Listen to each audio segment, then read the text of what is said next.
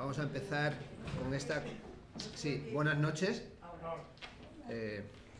Gracias por estar aquí en esta invitación que me ha hecho Magda Bellotti para que estuviéramos esta tarde hablando sobre arte contemporáneo. Quiero agradecerla que me contactara para venir aquí a Algeciras. He venido en distintas ocasiones a vuestra ciudad, pero ninguna de ellas propiamente a intervenir en cuestiones de arte contemporáneo, y es la primera ocasión en la que tengo la oportunidad de hablar en este contexto, en este campo cultural. He tenido además esta tarde la maravillosa experiencia de ir a visitar un estudio de artistas y ver el trabajo de algunos de los que están aquí presentes y disfrutar y aprender, y sobre todo ver cómo hay en Algeciras un montón de gente que mantiene ahí la resistencia y la batalla artística y que está peleándose para hacer propuestas creativas. Y como, bueno, siempre sucede, pues uno no deja de aprender. Cuando era ya muy viejito, Goya, en uno de sus últimos trabajos, hace un autorretrato del mismo en el que aparece, bueno, como un anciano apoyándose en un bastón, con un pelo mucho más largo del que tenía en aquella época, y escribe solamente 2 palabras debajo de ese grabado. Esas 2 palabras son "aún aprendo".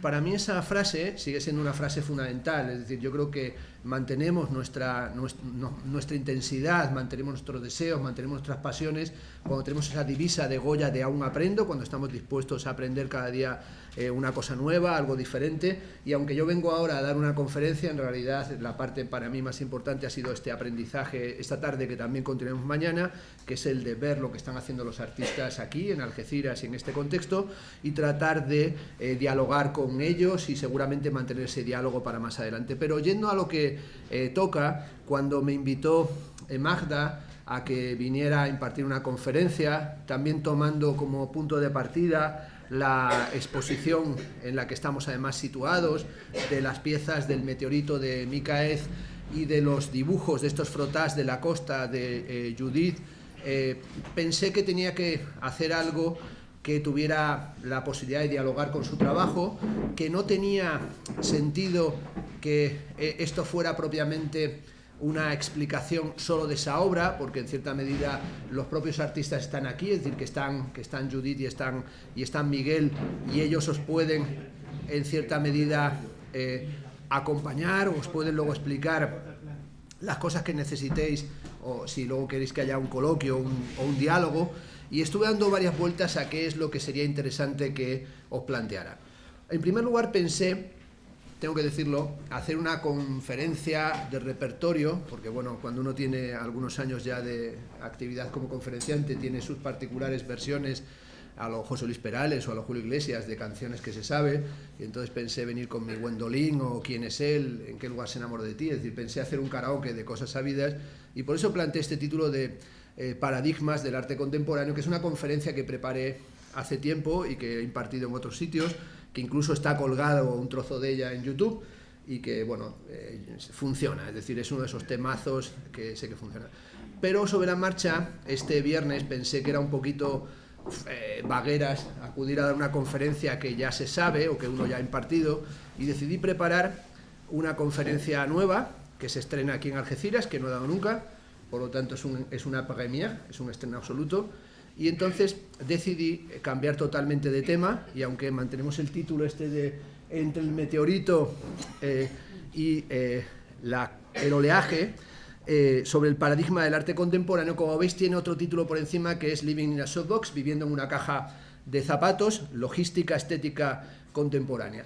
Bueno, en realidad pensé que tenía que ser una conferencia sobre un tema nuevo que no hubiese tratado nunca, sobre una cuestión en la que no había trabajado jamás y que respondiera a un interés específico. Y resulta que me metí en un tema que es el único tema del que cabe hablar aquí, y trataré de demostrar por qué solo esa conferencia se puede impartir aquí. Bueno, por tanto voy a darle un poco de vueltas a esta cuestión de viviendo en una caja de zapatos, partiendo evidentemente de esta exposición sobre cómo lo efímero construye las formas tangibles, que es la exposición de Judith y de Miguel, que estamos en ella, es decir, cómo estamos situados entre el frottage del oleaje, es decir, lo que se encuentra en el borde de la Tierra con el mar, y este meteorito que atraviesa la sala, y cómo estas obras podrían marcar el despliegue de lo que sería una estética contemplativa de aquello que cae del cielo, aquello que se encuentra en la Tierra, y que podría crear una suerte de poética de lo intermedio. Pero me pareció que era mucho más interesante plantear una cuestión fundamental, que es la cuestión de si tú vivieras aquí. Es decir, pensando que qué pasaría si yo viviera aquí. Ese aquí es un aquí que está en todas partes, podría ser qué pasaría si tú vivieras en Algeciras, y esta es una obra de la artista norteamericana Martha Rosler. Entonces dije, ¿qué significa hoy plantearse desde el arte la pregunta si tú vivieras aquí? Bueno, pensé que una de las formas de vivir aquí o de vivir el aquí del arte contemporáneo es entender que nos encontramos en una época de lo que llamaríamos, sin entrar ahora en grandes consideraciones, una imaginación profética de carácter oscuro. Bueno, esa imaginación profética de carácter oscuro está en muchas obras de arte, está en muchos textos narrativos, está en muchas formas de expresión simbólico-cultural, pero tal vez uno de los materiales más poderosos de representación de qué significa estar aquí y también de imaginar futuros como futuros que no son utópicos, sino que tienen carácter distópico, es la serie de televisión esta que tenemos aquí, Broken Mirror, y esa serie de El Cristal Roto es una serie, bueno, que algunos conoceréis, que Charlie Brooker arranca como una serie que trata de presentarnos formas de comprensión de un futuro cercano que todavía no han sucedido, pero que las tenemos a la vuelta de la esquina. Este es el capítulo, uno de los capítulos de la primera temporada de esa serie de televisión, que los que tengáis Netflix habéis podido ver la versión de película que ahora permite una situación de intervención interactiva, y consiste en un agente que anticipa el tiempo que llegará, que se dedica a trabajar únicamente montado en bicicleta estática, y pedalea, y van consiguiendo una serie de puntos, y en función del puntaje, de la puntuación que obtienen, tienen dos salidas. Una, participar en programas de reality show. Dos, participar en programas de karaoke, que también es otra forma del reality show. Si triunfas en el reality show o en el karaoke, tienes la opción de pasar a entrar en un circuito superior, que sería ingresar en la industria del porno, y en esa industria del porno regresar a ingresar como una figura de culto, como una figura mítica. Me parecía que esta imaginación profética oscura que está en Broken Mirror, en la serie de Charlie Brooker, tiene mucho que ver con la situación en la que nos encontramos, en cierta medida, hechizados con el naufragio.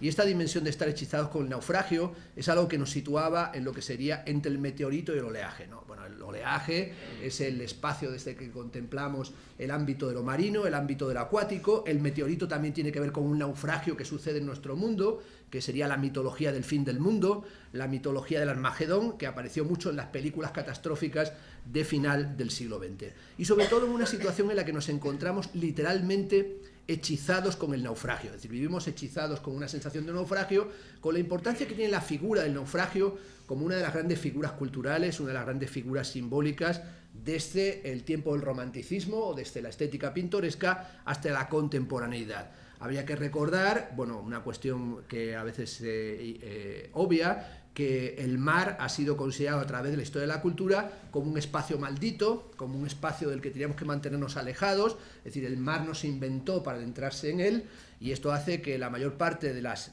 ciudades costeras o incluso de las gentes que se han dedicado a la mar no han aprendido a nadar, es decir, porque no tiene ningún sentido nadar. El hombre no existe para nadar en el mar, es decir, a la gente le gusta bañarse en el mar y es una aberración simbólica cultural, es decir, el hombre es un animal de piscinas, es decir, las piscinas existieron para que pudiéramos nadar, pero el mar es el lugar, como dice Homero, de los animales más horrendos, es el lugar en el que fracasan todas las esperanzas, y esta dimensión de estar hechizado con el naufragio tiene que ver con aquella estética que apareció principalmente en la pintura romántica, que nos mostraba esos barcos que encontramos en la pintura de Constable, o sobre todo en la pintura de Runge, o en la pintura de Friedrich. Veremos más adelante algunos cuadros de Caspar David Friedrich, especialmente su cuadro El naufragio de la esperanza, y que tienen que ver con el final del viaje civilizatorio. Bueno, la montaña se inventó en la época de Petrarca, mucho más tarde se inventó la poética del mar, pero había que recordar que la enfermedad básica del talante artístico, que no es otra que la melancolía,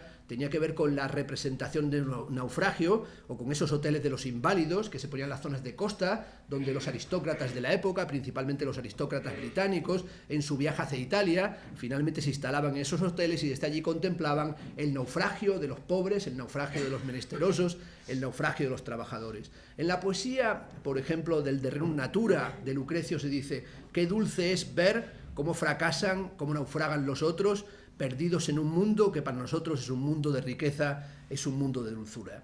Aquí saco una obra que es una obra de un artista que se dio a conocer a final de los años 80, el artista cubano Alexis Leiva, que tenía el nombre conocido de Cacho, que ha sido uno de los artistas más representativos del arte cubano del final del siglo XX. Esta es una obra con la que ganó la Bienal de La Habana, que se titula La Regata, y son un conjunto de representaciones de barquitos, y alude a la época en la que en Cuba se produjo la llamada crisis de los balseros, en la que, como habréis visto a través de muchos programas de televisión de la época y documentales, los cubanos se arrojaban al mar montados en cualquier tipo de cosas, incluso a veces en flotadores, e intentaban llegar en esos flotadores hasta las costas de Miami para marcharse del régimen cubano y llegar a los Estados Unidos. Esta es propiamente una pieza que se presentó en la Bienal de La Habana, que apuntaba, toda esta cantidad de pequeños barquitos, apuntaba hacia las costas norteamericanas como un camino de esperanza, como un camino que llevaba hacia el paraíso, como toda esa poética de la emigración, toda esa poética del exilio o de la diáspora, que evidentemente es algo que tiene un sentido también muy específico, no solamente para los cubanos, sino también incluso aquí para el estrecho de Gibraltar, con la relación de los que intentan cruzar el mar para llegar a un sitio paradisíaco, encontrando finalmente solamente la muerte. En estas notas preliminares de la charlita de esta noche, quería también recordar que estamos no solamente en una época de una imaginación distópica o de un imaginario simbólico catastrofista, sino que también nos encontramos en una época en la que hay una invitación permanente a la performatividad. Es decir, todos nos dedicaremos a lo que nos dediquemos, pero somos en todos los sentidos performers, más o menos intensos, más o menos singulares. Pero esta invitación a la performatividad tiene que ver fundamentalmente con que la ideología principal de nuestra época, la ideología sustentante del neoliberalismo, es la creatividad. Es decir, es la idea de que tenemos que ser creativos. Casi todos los textos de sociología de la cultura de los últimos tiempos han venido a señalar algo bastante triste para la imaginación artística, para la resistencia cultural, y es que los ideales contestatarios, los ideales disidentes de los años 60 han sido asumidos completamente y distorsionados por el neoliberalismo en la ideología de las creative cities, de las ciudades creativas, en la ideología de ser creativo, de ser un emprendedor, esto es, de ser un empresario de ti mismo. Y esto lleva a la presencia de lo que llamo una subjetividad hiperactivada, esa dimensión de lo hiperactivado, pero también lo que sería la hiperdiagnosis contemporánea, en la que se habla de trastornos de déficit de atención, pero que en realidad es una dimensión hiperactiva en la que tenemos que estar atendiendo a muchos requerimientos en toda clase de circunstancias. Bueno, la imagen que estamos viendo aquí son las performances que hace muchos años, en los 70, hizo Marina Abramović con su pareja de la época, Ulay, en la que salen los dos desnudos y están en una habitación continuamente corriendo y golpeándose, creando dificultades en la relación de los dos cuerpos desnudos. La imagen siguiente, la que sale ahora, es la conocida performance de Marina Abramović en el Museo de Arte Moderno, cuando comenzaron su serie de performance que se titula The Artist is Present, el artista está presente, en el que ella, Marina Abramović, se sentó durante todos los días y delante de ella se iban sentando el público. Fue una exposición que tuvo un éxito increíble, sobre ella se hizo más adelante una película, un documental, y este es el mítico día en el que aparece delante de ella, porque bueno, se trataba en realidad de un juego, pero también de un juego simbólicamente muy denso, que es el juego de aguantar la mirada del otro. Bueno, esta es una diversión que teníamos cuando éramos pequeños, ya no creo ni siquiera que esté activa, que era ponerse, cuando nos aburríamos a jugar, a mirarse a los ojos firmemente, y de repente uno deponía la mirada, bajaba los ojos o se echaba a reír, y ese juego absolutamente naif, pero que en realidad tiene que ver con el impacto de la mirada del otro y con el deseo que transmite siempre la mirada del otro, porque aquí hay que ser un poco lacaniano, ¿no? El deseo es el deseo del otro, ¿no? El deseo no es la expresión de tus propias necesidades, sino lo que vuelve en el eco de la mirada de aquel al que deseas. Pues esta dimensión de mirarse a los ojos era lo que Marina Abramović ejemplificaba en esta pieza de The Artist is Present, ¿no? Lo que sucede en este día, la acción es que cuando ella abre los ojos, se encuentra enfrente a este hombre que no es otro que el que hemos visto en la imagen anterior. Es su pareja del comienzo de su actividad performativa, Ulay, al que llevaba sin ver 20 años. Bueno, hicieron la última obra juntos, que es una obra mítica en la que atravesaron la muralla china. Cada uno de ellos se puso a un extremo de la muralla china y se pusieron a caminar durante días y días, y lo que habían llegado es al pacto de, al verse, decir lo esencial que no habían sido capaces de decir durante toda su relación amorosa. Es decir, que guardaran una frase, una palabra para decirse cuando se reencontraran en la mitad de la muralla china. Y cada uno, es una pieza fabulosa, fue recorriendo la muralla china, y cuando se encontraron lo que dijeron es que se querían dejar. Es decir, los dos a la vez querían: quiero dejarte. Y esta cosa de encontrarte para darte cuenta que lo que querías en realidad era dejar a la persona a la que amas, es tal vez una de las grandes piezas sobre las histoires d'amour, sobre las historias de amor, que aparece en esta pieza de Marina Abramovic. Llevaba sin verle desde entonces, y ese día se presentó ahí Ulay vestido así con esas zapatillas Converse y con su chaqueta preciosa, y abrió los ojos, y es el único momento en el que Marina Abramovic salió de su carácter impasible y se ve cómo se echa a llorar, y es el único de todos los que se puso frente a ella al que le dio la mano o al que le agarró. Y es como, digamos, la performance enlaza el viaje de la muralla china con lo que sería el viaje de aquí. Esto es lo que cuenta el mito de esta pieza, que llevaban 20 años sin verse y que por fin se reencontraron. Quiero aquí en Algeciras desvelar un secreto. No solamente llevaban sin verse 20 años, sino que estuvimos cenando juntos la noche anterior. Es decir, que era un fake que habían montado para en realidad crear una situación melodramática, es decir, para que pareciera que era un reencuentro amoroso, cuando en realidad llevaban muchos años tratándose, y en realidad lo mantenían como la pièce de résistance, como el momento de resistencia estética que generaba un comportamiento emotivo con el público con respecto a ellos. Y luego he colocado ahí esa famosa imagen de John Travolta, que es la imagen esa de Pulp Fiction, en la que John Travolta está dudando de si quedarse con Uma Thurman o marcharse, porque además, bueno, pues no sabe si se va a acostar con la mujer del jefe o qué va a suceder, y también lleva en la gabardina unas dosis de droga que son las que producen la sobredosis, ¿no?, en la escena siguiente a esta, y está moviendo la cabeza, y es una escena de uno de los GIFs, ¿no?, de las imágenes animadas más conocidas casi de la red. Bueno, intentando entrar en la cuestión que esta noche traigo para plantearos, sin duda hablar de los paradigmas del arte contemporáneo llevaría a mostrar qué tipo de discontinuidad se produjo en el arte desde los años 50-60 hasta la actualidad. No voy a hacer una conferencia, no tiene ningún sentido, de carácter pedagógico historicista, sino que tan solo me voy a basar en algunas imágenes que pueden servirnos como ilustración. En este caso se trata de una conocida obra del artista norteamericano Robert Rauschenberg, que se llama Dibujo borrado. En este caso él le pidió al artista Wayne de Kooning, a uno de los grandes artistas de la Escuela de Nueva York, que le prestara un dibujo. Le dio un dibujo, y lo que hizo Robert Rauschenberg fue borrarlo, y se trata en realidad de un gesto que habla de la angustia de las influencias, es decir, habla de esa necesidad que tiene todo artista de resolver su conflicto edípico y de resistirse a las influencias, a la posición paterna, a la estética dominante que la antecede, y fue un gesto que hizo aquí Robert Rauschenberg con respecto a la pintura gestual, a la gran pintura simbólica, a la pintura de los arquetipos norteamericanos, pero también tiene que ver con una estética del vaciamiento, es decir, con la necesidad de generar un espacio de silencio, un espacio de concentración, un ámbito de meditación.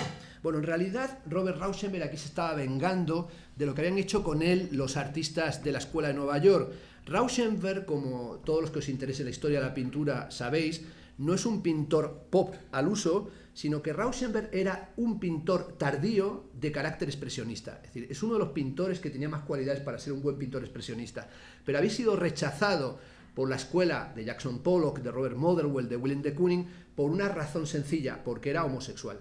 Había sido rechazado por homosexual, sobre todo porque se consideraba que la pintura tenía que tener un carácter evidentemente masculino, y así, por ejemplo, el dripping, o el acto de orinar o de simular que se orinaba encima de la pintura, es un rasgo que tiene que ver con el rechazo de los comportamientos que se consideraban en aquel momento una pintura que era calificada como amanerada o directamente como una pintura amariconada. Y esta, bueno, todos los que hayan estudiado Bellas Artes en este país, que es un país, España, de profesores, yo lo soy, garrulos, pues sabe que se escucha una frase bastante extraña en las facultades de Bellas Artes que dice: para pintar hay que echarle cojones. Y esta idea de que hay que echarle cojones, no sabe uno si los tiene que cortar y echar los cojones físicamente al cuadro, o se trata de una especie de visceralidad, de un darlo todo y de un pintar directamente con el miembro, si es que con eso se puede pintar algo, ¿no? Bueno, hay por cierto un pintor que se llama Picasso, que es uno que pinta directamente con la polla, y se puede decir que no consigue grandes méritos, sino que hace auténticas marranadas, ¿no? Y en este caso, Rauschenberg había sido marginalizado como su pareja, que lo ocultó durante muchos años. La pareja de Rauschenberg era Jasper Johns. Hay una famosa anécdota en la que le invitan al estudio de Robert Rauschenberg para que vaya el mítico galerista Leo Castelli. Acude Castelli al estudio, el amante Jasper Johns se oculta en la buhardilla, se sube por una escalerita y deja colocados solamente los cuadros de Rauschenberg en el estudio. Cuando entra Leo Castelli, tenía en ese momento 24 años Rauschenberg, le dice que le va a hacer una exposición de inmediato. Porque bueno, eso para él era ya directamente entrar en el Vaticano, entrar directamente como entró en el MoMA, en el Metropolitan Museum, y le dijo, sobre todo por una razón, tienes muchos cuadros, pero tienes uno que es magistral, y quiero que me pintes varios de estos. Y le dijo, el que me gusta es ese, y era una flag, era una bandera de Jasper Johns. Se le había olvidado a su amante darle la vuelta a uno de sus cuadros. Es una situación un poco chunga, ¿no? Y es que ha ido un galerista millonario a ver tu estudio y le gusta la pintura de tu amante, no la tuya. Y el otro está arriba escondido en la bobardilla y se está enterando de que su destino depende de si sí o si no de un cuadro que se ha dejado allí. A lo mejor lo dejó a propósito así cara al público para que lo viera el otro, y de repente pues se convierte Jasper Johns en el primero de los artistas pop que expone, y con 25 años vende 5 cuadros al Metropolitan, 3 al MoMA, y se convierte en un artista que antes de tiempo es canonizado, ¿no? Bueno, en esta situación, estos dos artistas deciden generar el arte pop como una reacción contra el modo en el que le trataban los pintores de la escuela, estos pintores expresionistas, y este borrado de la pintura de Willem de Kooning es un gesto que también tiene una connotación de género, es decir, que también tiene una connotación de la disposición erótica sexual desde que la hablaran. Por otro lado, tiene mucho que ver con la pieza 4 minutos 33 segundos de John Cage, porque de hecho en el Black Mountain College, John Cage, Jasper Johns, Robert Rauschenberg y la pareja de John Cage, Merce Cunningham, coincidieron, y los decorados para algunas de las coreografías de Merce Cunningham los hizo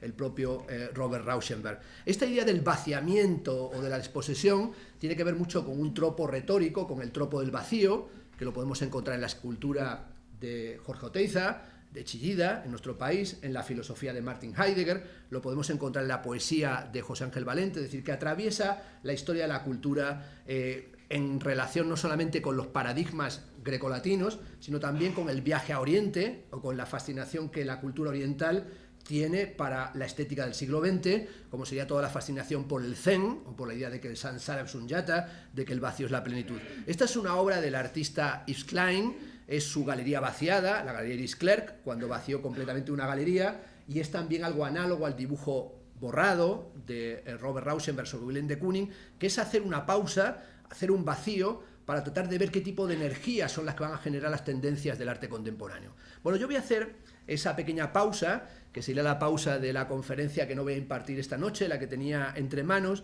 que era la que legitimaba esta idea de los paradigmas del arte contemporáneo. Bueno, cuando hablaba de los paradigmas del arte contemporáneo, me refería a un libro que es un libro fundamental de un teórico que no es un teórico del arte, sino de la teoría de la ciencia, que se llama Thomas S. Kuhn, que publicó hace mucho tiempo este libro que se titula La estructura de las revoluciones científicas.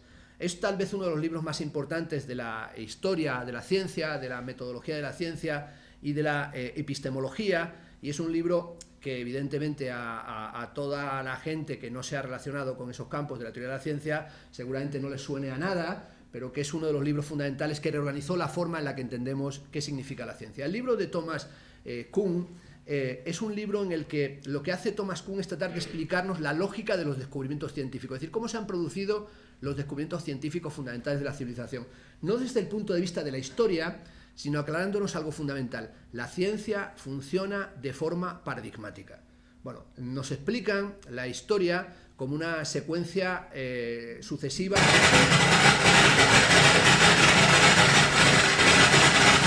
suceden el uno con respecto al otro. En realidad la ciencia funciona a través de la noción de paradigma. Bueno, todos los que hayáis tenido formación científica sabéis que se trabaja en función de lo que es ciencia normal, es decir, se trabaja de acuerdo a experimentos cruciales, es un trabajo de laboratorio. Bueno, ese trabajo de repetir una y otra vez los experimentos en los laboratorios se llama ciencia normal, es lo que en la teoría se llama paradigmas o paradigmas. ¿Cuándo se produce un cambio en el seno de la ciencia? No cuando alguien inventa algo nuevo, sino cuando, planteando la resolución de un caso de estudio en ámbito de laboratorio, un paso del proceso se hace mal, se hace de forma equívoca. Eso hace que la solución del problema genere un cuestionamiento del paradigma o de la ciencia en la que el paradigma se entendía.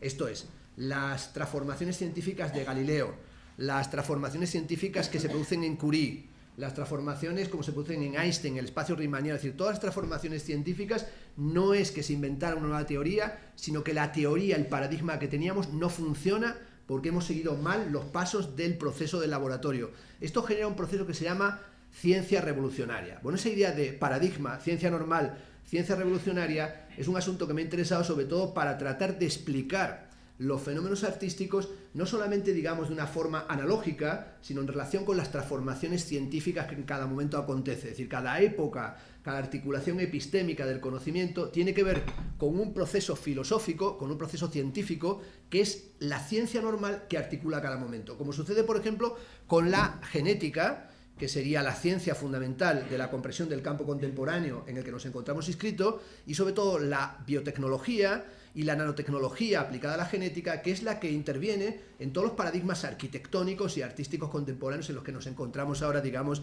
en las investigaciones principales. Y durante mucho tiempo he estado tratando de plantear si pudiéramos hacer una aproximación a las artes plásticas o al campo de la cultura desde los modelos científicos, es decir, no hacerlo meramente desde modelos analógicos o desde modelos estilístico-historicistas, sino cómo la ciencia determina la forma en la que comprendemos el mundo. Por ejemplo, la importancia que tiene, incluso para estas piezas, la teoría de las catástrofes, la importancia que tiene la teoría de los fractales, la importancia que tiene la revisión de la mecánica cuántica, la importancia que tiene la cristalografía para unas piezas como la de Judith que tienen que ver con los frotajes, la importancia que tiene también que ver con las transformaciones de la concepción del cosmos, como hoy que sabemos que han llegado 6 señales de radio que tienen una frecuencia repetitiva y que por bien se captan esas 6 señales en esa onda que no pueden ser de una super... Eso es una noticia de hoy, no es una supernova, sino que son señales de radio y por lo tanto son o bien el eco de señales nuestras que están de retorno o bien son señales de radio que hablan de una inteligencia que manda un mensaje que tiene una estructura rítmica.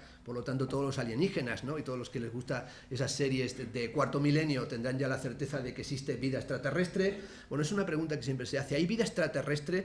El problema es que hay mucha falta de vida en la propia Tierra, ¿no? Y esa falta de vida en la Tierra, es decir, que haya vida zombie en la Tierra, es más preocupante que saber si existe vida extraterrestre. Y como digo, me ha preocupado siempre cómo aplicar un modelo científico a la comprensión del arte y saber si es mejor el paradigma o la cartografía.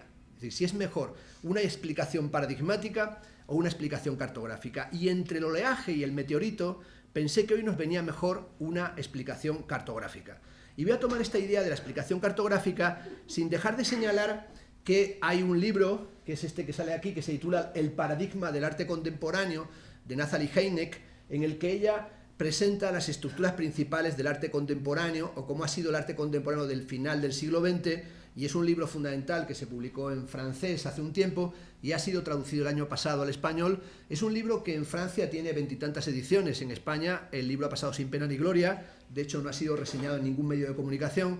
Bueno, yo tengo un modesto canal de YouTube en el que cuelgo comentarios de libros, uno de ellos está dedicado a este libro de Nathalie Heineck, que es tal vez una de las más importantes sociólogas del arte. Ella explica qué sucede en el arte contemporáneo, desde la crítica a los estudios de artistas, a las ferias, a las asociaciones artísticas, a las dinámicas jurídicas, a cómo se cuelgan las obras de arte, a cómo han cambiado los sistemas de iluminación, cómo han cambiado los contratos con los artistas. Es decir, quien quiera seguir el paradigma a través de sus reglas sociológicas tiene que echarle en algún momento un vistazo a este libro. Pero como digo, no voy a explicar esta noche el paradigma, sino que me voy a basar en algo diferente, que son las cartografías.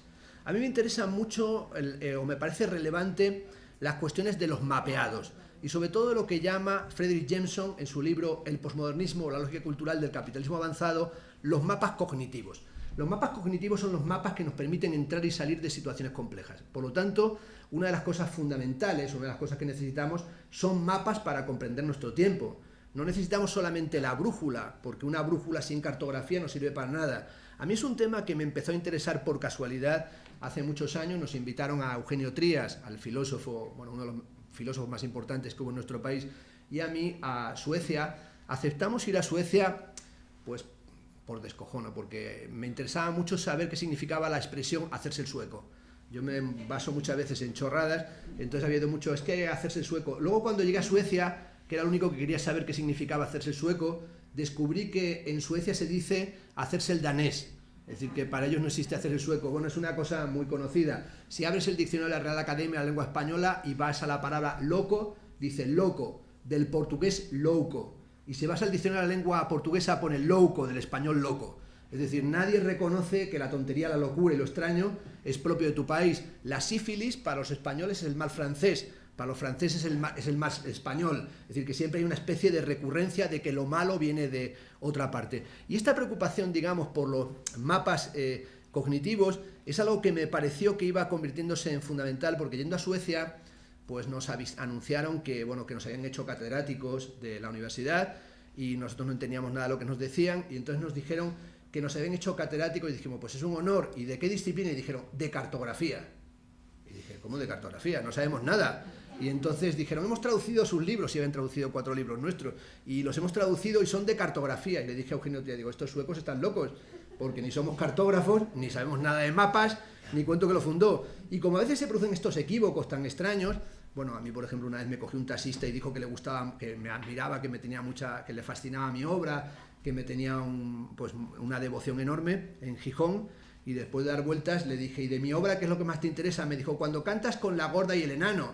Creía que era Javier Gurruchaga, o sea que, digamos, los equívocos me persiguen. Entonces, de repente, en aquella ocasión que me hacían catedrático de cartografía, pues dije, mire, aquí hay un problema básico, y es que ustedes están fatal de la cabeza, no hemos escrito ni una sola línea de cartografía. Bueno, le dijeron a Trías, que estaba nominado al premio Nobel, que estuvo 2 veces a punto de ganar, en España ni se hizo eco a nadie, estuvo a punto de ganar el premio Nobel en 2 ocasiones, y de repente, hombre, ante esa tesitura aceptábamos ser hasta catedráticos de arte porcino, ¿no? Pero de repente dijimos, por cierto, de cartografía no tenemos ni idea, somos un par de indocumentados.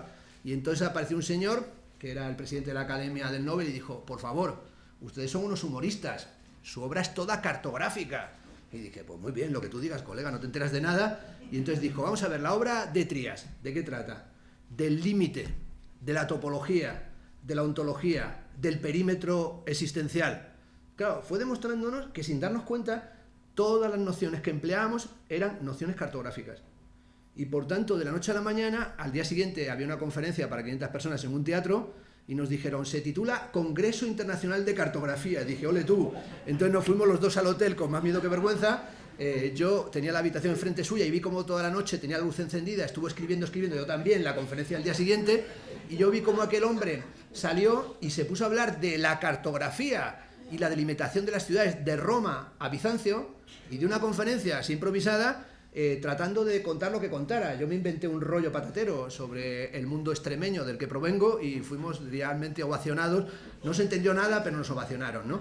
Y entonces me tuve que inventar la asignatura, y me di cuenta que la asignatura de la cartografía cognitiva era fundamental por una razón básica. Necesitamos mapas de lo que pasa a nuestro alrededor.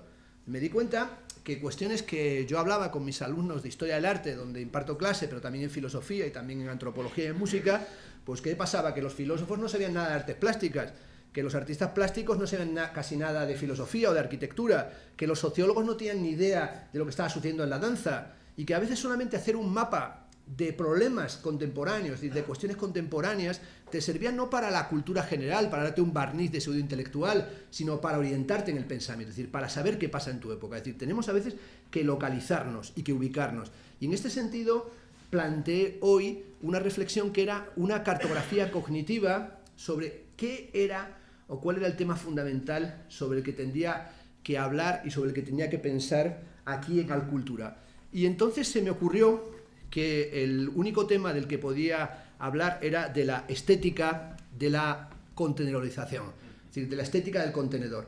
Lo más curioso es que empecé a pensar en este tema antes de entrar en la página de Alcultura y ver que era un contenedor.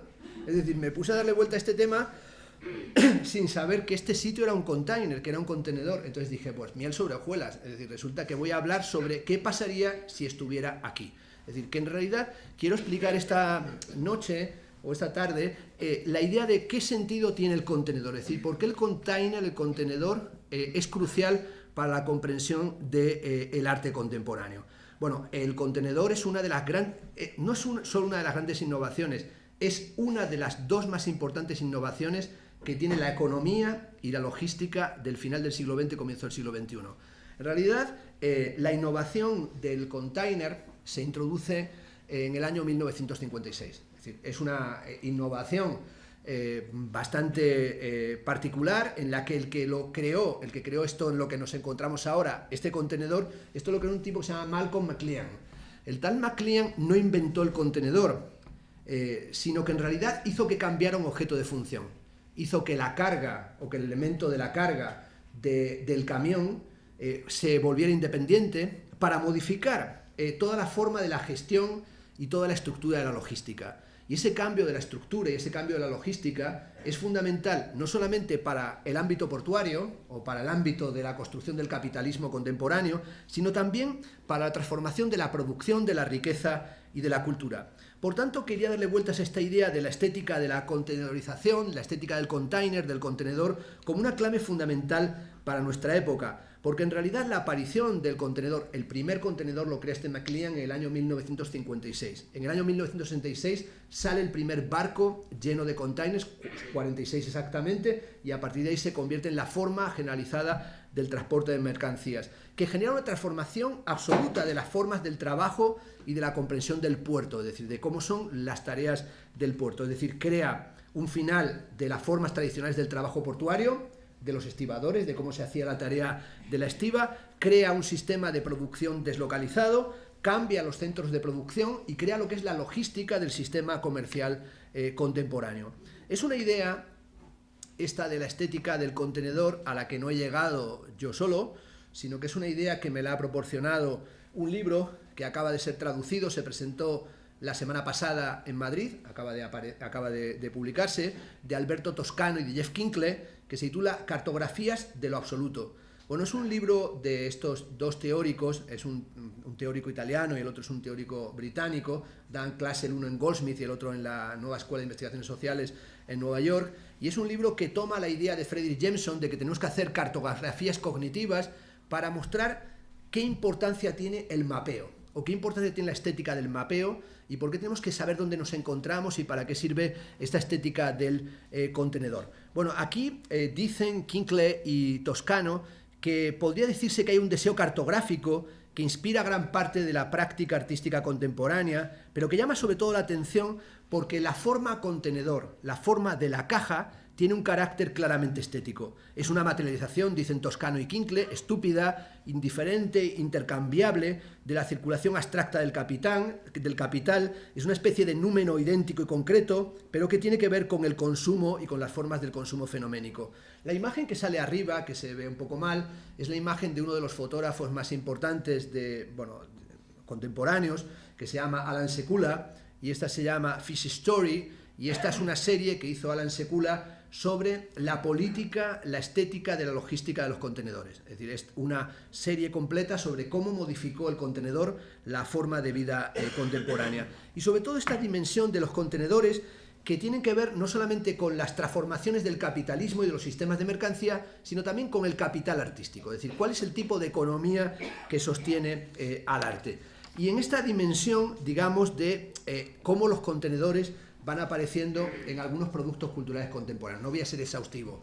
Si habéis visto la película Gomorra o habéis leído la novela Gomorra del escritor italiano Saviano, que es una novela y una película luego sobre la mafia que le hizo que Saviano tuviera que vivir en clandestinidad, amenazado de muerte por la mafia italiana, es una novela que arranca precisamente con un container, con un contenedor que al abrirlo está lleno de cuerpos de chinos muertos, bueno, siguiendo el famoso prejuicio racista y esa idea muy extendida de que los chinos no son enterrados en los países en los que viven en la inmigración, ¿no? Es decir, es una cuestión que se repite constantemente, que es dónde entierran a los chinos, dónde van los chinos cuando mueren, y se mantiene esa idea de que a los chinos los devolverían en contenedores a China, y de una forma ilegal, ¿no? Es decir, mandando así los cadáveres, los cuerpos, y serían enterrados en su tierra. Es falso, es decir, es una falsedad absoluta, pero es algo que está muy extendido, como un rumor en todas partes, que la gente dice los chinos hasta son incapaces de asentarse en el sitio en el que han estado trabajando, en el que han estado viviendo. También, por ejemplo, podríamos recordar otra escena de contenedor de una serie de televisión alucinante, tal vez una de las mejores series cartográficas, que se llama The Wire. Esta serie de Wire es una serie de David Simon, bueno, es una de las mejores series de la historia de la televisión reciente, de lo que llaman la era de oro de la televisión. Esta serie la hicieron Simon y Ed Burns, que habían hecho antes una serie que se llama Homicidio, y en esta David Simon, bueno, si no habéis visto la serie os animo a verla. Yo he sido un fanático, escribí un libro sobre Los Soprano, que se llama Los Soprano Forever, y durante mucho tiempo, cuando pesaba, Magda lo sabe, pues bastantes más kilos que ahora y estaba hecho una bola, que estaba fascinado con mi dimensión de gordo, pues llegué a pensar que era Tony Soprano, pero realmente no me dio para mucho. Incluso fui a visitar a Tony Soprano a Nueva Jersey, fui a Fields, ¿no? Y fui a visitarle para el número 1000 de ABC Cultural, para que mandara un saludo para España, y fui a comer al restaurante de Los Soprano con él y con sus hermanos. Es decir, que me consideré una especie de sopranólogo, salvo tener el Bada Bing, que no tenía un club de strippers. Puedo decir que llevaba una vida realmente mafiosa en una época de mi vida, pero realmente cuando salió The Wire me cambié de serie, sobre todo porque The Wire, que es una serie que está en Baltimore, es una serie que es una cartografía del mundo contemporáneo. Es una serie que comienza con los narcotraficantes, en los corners, en el hall, en los agujeros, en las esquinas, que luego continúa en los docks, en los muelles, con todo el sistema de transporte donde aparecen muchos contenedores, que luego continúa en las escuelas, que continúa en los ayuntamientos, en las comisarías, y nos ofrece un mapa contemporáneo en el que en realidad dijeron que David Simon era un marxista al frente de una serie de televisión. Bueno, tiene algo de cartografía marxista y es una representación de nuestra época, de una época corrupta, de una época, por ejemplo, hay un momento en la serie The Wire en la que van a la casa de uno de los líderes del clan narcotraficante de Baltimore, que se llama Blendell, y cuando entran en su casa se encuentran con una biblioteca, y uno de los libros que ve McNulty en la estantería es La riqueza de las naciones de Adam Smith. Y dice McNulty, ¿con qué tipo de gentes nos estamos viendo las caras? Es decir, ¿qué tipo de gente son estos narcotraficantes que ya no son lo que nos imaginábamos, sino gente que está totalmente entretejida con las redes de construcción del neoliberalismo, es decir, con las redes de construcción de la economía contemporánea? Y en la segunda temporada aparece esta escena en la que abren un contenedor en un puerto y lo que encuentran son cuerpos de prostitutas del este, en lo que es tráfico, digamos, trata de blancas, que han fallecido al no tener las condiciones para poder ser transportadas dentro de un contenedor. Bueno, esta dimensión del contenedor tiene que ver evidentemente con la dimensión estética de la caja, es decir, qué significa la caja para la estética del siglo XX y de la estética del siglo XXI. Bueno, esa dimensión de la opacidad de la caja tiene mucho que ver con esta rotundidad geométrica de la caja. Esta es una obra del artista recientemente fallecido Robert Morris, que se llama Caja con el sonido de su propia fabricación. Es una pieza sonora que aquí no la podemos escuchar evidentemente, pero si estuviéramos viéndola, en el MoMA se encuentra esta pieza, oiríamos todo el proceso de cortar las maderas y de ensamblarlas y de rematarla y de lijarla. Por lo tanto, es una pieza que es una especie de tautología, casi una especie de obra que se explica a través no solamente de su forma visible, sino también de la acústica, de lo que tiene que ver con el propio proceso de realización. Evidentemente, en la estética de la caja, uno de los grandes padres de la estética del supermercado es evidentemente Andy Warhol. Aquí le vemos en la Stable Gallery en octubre del año 1964, cuando presenta su instalación de las cajas brillo. Siempre se dice cajas de detergente brillo. Por decir alguna cosa que sea aclaratoria, no es detergente lo que tienen estas cajas, bueno, en realidad están vacías, sino que es una alusión al imperio de la mercancía. Son cajas de estropajo brillo. Y este estropajo brillo es también una broma con el expresionismo abstracto americano. El estropajo brillo es el estropajo metálico, ¿no? Y todo el que, como yo, se dedica a labores de fregar platos, sabe que el estropajo metálico es solamente para situaciones de urgencia. Es decir, cuando se ha quedado socarrado las lentejas, cuando se ha quedado pegado en el fondo de la sartén, hay dos opciones: tirar el cacharro o agarrar el estropajo metálico, aunque sepas que te cargas la superficie del elemento para cocinar, y en ese momento hay que raspar y sale toda la mugre que se ha quedado allí pegada. Y esa dimensión es la que aplica aquí Andy Warhol, porque ¿qué es lo que hay que fregar con los estropajos brillo? Al expresionismo abstracto americano. Esta es la versión que da Andy Warhol del Eroded Driving, del dibujo borrado que hemos visto anteriormente con Robert Rauschenberg. Esa dimensión de la caja tiene que ver con lo que llamaríamos la homogeneización flexible, es decir, el comienzo de un sistema homogéneo de transporte de mercancías, que sería toda esa dimensión de cómo crear una nueva dimensión de logística económica, pero también de construcción de subjetividad, que es todo aquello que aparece en el proceso de generación o de gestación del contenedor. Este que sale aquí es el padre del contenedor, que es el que hemos mencionado antes, McClellan, que creó la idea del contenedor para puertos y para sistemas intermodales, y crea aquí con el contenedor un objeto que sí que tiene el carácter de paradigma, es decir, hay un paradigma del contenedor. Es parte de la logística o de la cartografía económica contemporánea, pero es evidentemente un paradigma. Está bajo el libro de Nevilson, de Mac Nevilson, que se llama Vox Caja, cómo la caja transformó completamente el mundo. Es decir, el contenedor cambió totalmente la forma en la que entendemos el mundo, porque el contenedor minimizó los costos, hizo que la mano de obra fuera sustancialmente desapareciendo. También sirvió el contenedor, cuando McLean lo propuso para los puertos americanos, dijo: este es el elemento que acabará con las problemáticas de los puertos, esto es, acabará con el sindicalismo. Bueno, como todo el mundo que le interese estos sistemas sabe, la base o una de las bases sindicales eran los sindicatos de estibadores, los sindicatos portuarios y los sindicatos de control de las mercancías de los puertos, que a su vez tenían conexiones con sistemas mafiosos y sistemas de control económico y delictivo, pues van a desaparecer, porque toda esa mano de obra que se necesita con mano de obra sindicalizada, de repente se convierte en las grúas que van bajando los containers y desaparece esa mano de obra, es decir, desaparece lo que sería el trabajo físico, el trabajo humano, para que aparezca un trabajo absolutamente tecnificado. Y también permite una velocidad mayor en el desembarco y un incremento en las funciones del capital. Podríamos decir, en esto que suena así como si yo fuera un experto en control portuario, que en realidad responde a un mecanismo artístico-estético crucial para el despliegue del arte desde hace 5 décadas, que es lo que llamaríamos el poder de la retícula. Bueno, no cabe duda de que uno de los elementos principales de la estética del siglo XX, desde 1960 hasta la actualidad, es el precepto minimalista de less is more, menos es más. Es decir, uno puede ser lo que sea estéticamente, pero sabe que dentro de las transformaciones estéticas fundamentales que se han producido en la cultura occidental en el siglo XX, es el paso de una cultura expresiva, gestualista, y luego en el caso del pop neobarroca, a la emergencia de una estructura reticular y geometrizada. Es decir, nosotros vemos cómo está planteada las piezas de Judith y vemos claramente que responden a una estructura de retícula. En el año 1976, la historiadora Rosalind Krauss, que es tal vez la más importante historiadora de la revista October, catedrática en los Estados Unidos, publicó el texto Grids, retículas. Y ese poder de la retícula lo encontramos a través de artistas como Robert Ryman, como Agnes Martin, de la que vemos ahí ese cuadro. Por ejemplo, muchas de las primeras artistas vinculadas al feminismo, o las artistas feministas, se instalaron en la estética del minimalismo como resistencia frente a la expresividad de la pintura abstracta norteamericana.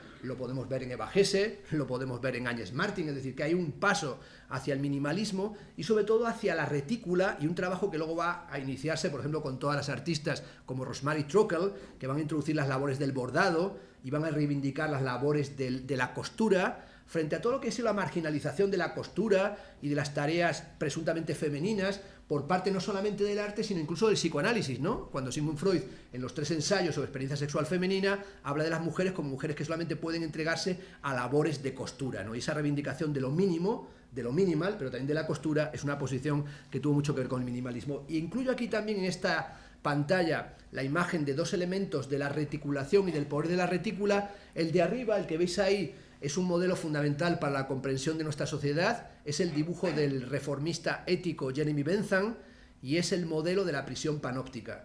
Bueno, esta idea de crear prisiones panópticas, que son el modelo pentagonal, por eso se hablan de prisión modelo, es el modelo que crea Jeremy Bentham, que era el colega de John Mill, el padre del gran utilitarista John Stuart Mill, y ese modelo era superar lo que había sido los sistemas disciplinarios, los sistemas de reclusión que se basaban en el castigo corporal, para crear un sistema de control penitenciario que fuera control visual, control escópico.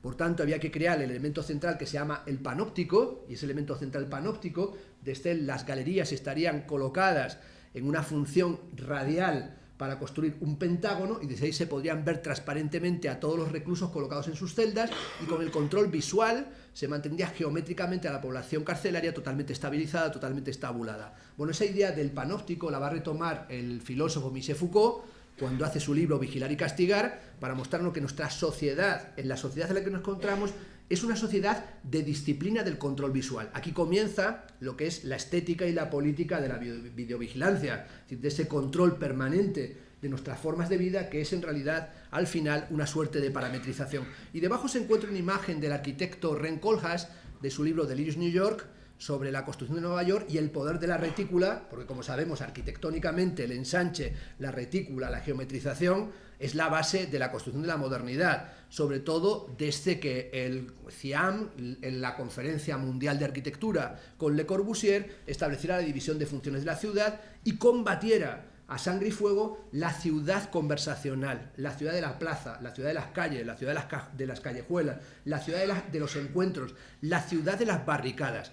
Habría que recordar lo que era el París prerrevolucionario y el París que creó el barón de Haussmann, cuando Haussmann fue el que transformó París y creó el gran modelo reticular de la construcción de los quartiers, ¿no? Y lo que él hizo fue imprimirse una tarjeta de visita que decía barón de Haussmann, y en vez de poner debajo arquitecto, puso artista demoledor. Es decir, la construcción de la ciudad moderna es demoler la antigua para crear esta estructura reticular de la que es un ejemplo todos los ensanches, ya sea Manhattan, que en su totalidad es una ciudad reticulada salvo trozos del downtown, o como sucedería, por ejemplo, en el barrio Salamanca en Madrid, o como sucedería con el Sample en Barcelona, que toda esa estructura geométrica, que es una forma de geometrizar, pero de control, de parámetro de control social. Frederick Jameson, en uno de sus textos más curiosos, que lo he traído aquí el libro, que se titula, bueno, este sí que es un tocho, Valencias de la dialéctica, tiene un texto en el que él dice, bueno, que nos encontramos en un momento, todo lo compartiremos, en el que hay muchas dificultades para imaginar el futuro. Y si imaginamos el futuro es solamente un futuro de carácter catastrofista. Y esa especie de colapso del imaginario utópico le lleva a él a subvertir espacios que no tienen carácter utópico para señalar que en sus intersticios puede aparecer una esperanza de transformación social. Ese texto se llama La utopía como replicación y en él lo que hace es reivindicar un espacio nada utópico que es Walmart. Bueno, Walmart es actualmente la empresa que tiene más trabajadores de los Estados Unidos. Bueno, en realidad, y es una empresa que ha sido muy criticada porque paga salarios de miseria, porque esclaviza a sus trabajadores, porque destruye a la pequeña tienda, al pequeño productor, pero sobre todo Walmart es otro de los grandes inventos del siglo XX, que es crear sistemas de inmenso almacenamiento y de gran control circulatorio. Jameson lo que va a subrayar sobre todo es la importancia que tiene Walmart en este horizonte de la liberalización, en el que dice es más fácil que desaparezca el mundo a que cambie el capitalismo, en el que hay una articulación de un sistema de procesado en el que aparecen elementos decisivos, que sería la gran superficie, el shopping mall, como hemos dicho, el contenedor, pero el otro elemento decisivo de nuestra época es el código de barras. Es decir, cuando uno le preguntan ¿cuáles son las cosas más importantes de las transformaciones civilizatorias? Pues el código de barras como sistema de identificación rápida de mercancías. Y él analiza esta presencia del sistema de código de barras, que por ejemplo estudiaron Hosoya y Schaffer en su libro La guía de los centros comerciales del mundo, como elemento fundamental para el control de todas las mercancías que se encuentran en el mundo, que también tiene que ver con la paletización, es decir, con la reducción de todas las cosas al sistema de lo paletizado. Bueno, uno de los espacios más alucinantes que uno puede imaginar, yo por lo menos estoy convertido en un junkie de ese espacio, es IKEA, ¿no? Bueno, en realidad uno va a muchos sitios, pero si uno dijera, if you were here, si tú estuvieras aquí, dirás, aquí será en IKEA. Bueno, mi mujer es una auténtica fanática de eso tan raro que se llama el bricolaje, ¿no? Porque, bueno, el bricolaje es una cosa a la que nos dedicamos los fines de semana para no matar a nuestra pareja, pero es una cosa que empieza siempre medio bien y acaba como Rosario de Aurora. Bueno, el bricolaje, que además es una cosa bastante extraña en nuestro país, si seguís los programas de televisión, sabéis que parece que el bricolaje fuera una rama del pensamiento vasco, porque siempre los programas de bricomanía son Pachi, Andoni, Chomin, Ainhoa, es decir, que siempre que salen los bricomaníacos son vascos, ¿no? Con lo cual dice, bueno, pero esto ¿por qué son los vascos los que hacen bricolaje? Es algo raro, ¿no? Bueno, ahora una maldad, que tengo aquí a Machín Barrena, que es de origen vasco, ¿no? En una ocasión Borges se encontró con un filósofo, y así que iba muy chulo y muy altivo, y le dijo, ¿y usted qué es? Dijo, yo soy filósofo navarro. Y le dijo, esto es una contradicción en términos. O se es filósofo o se es navarro. Bueno, pues en realidad, en el caso de la bricomanía vasca es un pleonasmo, es decir, significa exactamente lo mismo. Y a mí siempre me fascinó IKEA, porque como sabéis, IKEA no es cualquier cosa, IKEA redecora tu vida. Es decir, es algo que pues, estás hecho polvo y dices, pues encima me redecora mi vida. El último anuncio de IKEA es fabuloso, ¿no? Lo habéis visto en televisión, sale una familia comiendo en un concurso de preguntas de qué sabes de tu familia, y hacen una serie de preguntas. ¿Cómo se conocieron los Javis? Y dice una así muy hipster, muy millennial, en una fiesta. ¿Cómo no sé qué? Preguntas, digamos, de temas de reality show, de Sálvame Deluxe, etcétera, etcétera. ¿Y qué es lo que quería hacer tu padre? ¿Qué deporte quiso practicar? No lo sé, y luego sale ella, qué pena, no sé nada de mi padre. Y de repente IKEA redecora tu vida. Bueno, si habéis ido alguna vez a IKEA, supongo que sí, sabéis que es una experiencia absolutamente magistral, fabulosa, ¿no? Primero, hay un momento fabuloso y es una incitación a la cleptomanía. Es decir, tú entras y te dejan robar lapiceros, ¿no? Entonces hay allí una cantidad de lapiceros, es más pequeño que el normal porque es un cuarto de lapicero, pero tú puedes coger lapiceros a saco y ves allá a la gente pues llenándose los bolsillos de lapiceros, como diciendo, tengo lapiceros para aburrir. Es verdad que es un robo chungo y chorra, porque es un lapicero, el de IKEA, que cuando lo quieres afilar, no hay afilalápiz que afile el lápiz de IKEA, no se rompen todos, con lo cual es un robo trampa, ¿no? Pero tú de momento vas ya con eso robado y te metes allí. Y entonces, claro, cuando uno avanza, vas viendo en IKEA todo lo que supone IKEA, que no es que te vendan muebles, te venden minimalismo. Es minimalismo al alcance de todo el mundo. Te van mostrando modos de vida, el saloncito, el dormitorio. Bueno, yo sobre todo cuando vas a IKEA, hay gente que vive en IKEA. Es decir, si dejaran dormir, pues hay gente que entra, alucina en colores, los ves que entran, se comen dos hamburguesas veganas, salmón de IKEA. Dicen, es que aquí se está fabuloso, ¿no? Se sientan en las butacas, este es el dormitorio, y sí, este es el saloncito, y los ves por allí como viviendo, o sea, una especie de mundo pre-homeless en IKEA, y entonces, bueno, pues vas, además tiene una cosa como muy clara, como se te ocurra querer escabullirte, la acabas de cagar, porque como intentes escabullirte y darte la vuelta, es imposible, esto es un aviso para el que no ha ido, no es posible salir por donde has entrado, porque cuando intentas salir, vuelves a girar y vuelves a aparecer en el saloncito, en el despacho del que te acabas de escapar. Con lo cual hay que hacer una cosa, hay que seguir el camino ese serpenteante y entonces en todos los IKEA se entra por arriba, hay que entrar a la planta de arriba. Esto es un modelo diseñado así, siguiendo los criterios, en realidad, del arte concreto de la escuela de Ulm, ¿no? Es decir, es un modelo sociológico. Y de repente lo ves todo, esos panoramas, que son panoramas existenciales. Además, si recibís la revista de IKEA, sabéis que la revista de IKEA presenta un modelo de conducta, bueno, yo lo he analizado a fondo. Todos los que salen en las revistas de IKEA son matrimonios o parejas heterosexuales que se han casado hace poco, que tienen una actividad sexual frenética y que ella está embarazada. No sale nunca gente, pero yo lo he comprobado. Bueno, lo he comprobado porque lo he analizado a fondo, es decir, se ve que las marcas del sofá, las marcas de las sábanas, la sensación que da es que haya habido un poco de meneo. Y también no son alcohólicos, porque nunca se ve alcohol, no son hipsters, porque no salen bicicletas de carrera, ni cámaras Polaroid, no son arty, porque no salen coffee table book, no son tampoco yonkis ni drogadictos, sino que es gente que pertenece a un estrato muy concreto a los que se le puede ofrecer la utopía de IKEA. Cuando tú atraviesas todo, bajas las escaleras, aparece el gran desastre, que es las cacerolas, las mantitas, las toallas, y finalmente hay un momento, que es el tercer acto de IKEA, que es que pasas una puerta de plástico y te encuentras en ese lugar, que es que todo lo que ha sido ese sueño, casi Disney World, IKEA, de repente son unas estanterías gigantescas y te lo encuentras todo paletizado, metido en esas cajas de cartón.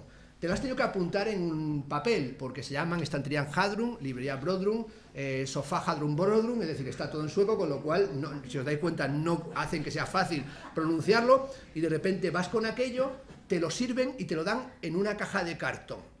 Tú hasta que llegas a tu casa no te acabas de dar cuenta de la que has liado, porque cuando abres la caja aparece un manual de instrucciones de 30 páginas y una llave de Halle, que es casi la pesadilla de todo el que monta un mueble de IKEA, y tienes que seguirlo paso a paso, porque como cambias un tornillo acabas también de montar el despropósito máximo. Y esa dimensión de que tú eres tu propio montador del mueble es una dimensión que queda como muy estoica, muy autosuficiente, pero que es un desastre completo. Bueno, esta idea de IKEA como el paraíso es algo que sostiene también David Fincher en su famosa película, Fight Club, que es una de las grandes películas contemporáneas. Al comienzo, que luego lo sabemos, es un esquizofrénico, el protagonista está decorando su casa y va pronunciando los nombres de los muebles de IKEA. Se sienta en el cuarto de baño y dice una frase que es mítica: antes nos entreteníamos hojeando revistas porno, hoy hojeamos el catálogo de IKEA. El catálogo de IKEA es en realidad un modelo del mundo, pero en realidad el modelo más importante del mundo es el modelo del contenedor, es el modelo del paisaje logístico, ese paisaje logístico que aparece en fotógrafos como esta fotografía de containers, que es de Andreas Gursky, que geometriza el paisaje de los containers, o este paisaje también de automóviles en un puerto antes de que entren en el container, que también se trata de una pieza de Andreas Gursky. Se ha hablado mucho de los paisajes logísticos. Este es otro fotógrafo contemporáneo que se llama Edward Burtynsky, que también presenta espacios industriales, pero también ha fotografiado contenedores, además como vemos aquí este contenedor abandonado, o el caso de Burtynsky cuando dice que lo que él ha querido es mezclar el paisaje logístico, el paisaje de los sistemas económicos contemporáneos, con las ruinas del pequeño hombre de Piranesi. Es decir, lo que está es tratando de mostrarnos cuál es la fricción entre el orden geométrico arquitectónico del presente y la forma en la que habitamos en medio de esos containers, de esos contenedores. Las fotografías de Burtynsky, de las formas de trabajo como las fábricas de China, estas fábricas todo totalmente geometrizado, todo totalmente establecido de acuerdo a unas lógicas muy cerradas. Esta fotografía de Andreas Gursky, de las formas del trabajo contemporáneo, donde se geometriza y se crea una especie de armonía geométrica de lo que es el trabajo esclavo, nos presentan estos nuevos paisajes de la logística que tienen que ver con lo que se llama una nueva topografía. Esta es la película Manufactured Landscape, Paisajes Manufacturados, que es un documental sobre Burtynsky y sobre estas nuevas formas de fotografía que nos presentan un paisaje geométrico. En realidad no lo inventó la fotografía contemporánea. Se podría, por ejemplo, volver a una película que es una película de referencia con respecto a la visión geométrica del mundo en el que vivimos, como sería esta película de Geoffrey Reggio, que es una película del año 1982 que se llama Koyaanisqatsi.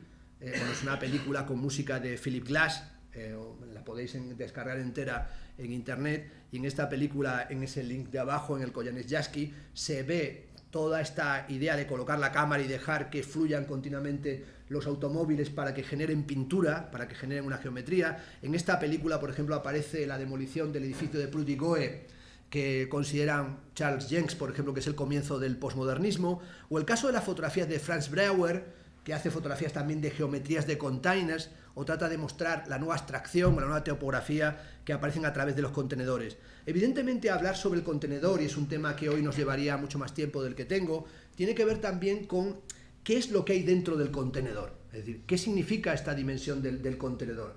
En realidad tiene que ver con el capitalismo, con la economía, con las mercancías, con el tráfico y la logística en el manejo de las propias mercancías, pero tiene que ver con la noción crucial para entender qué sucede en la cultura, en la economía y en el arte, que es la noción de fetichismo de la mercancía.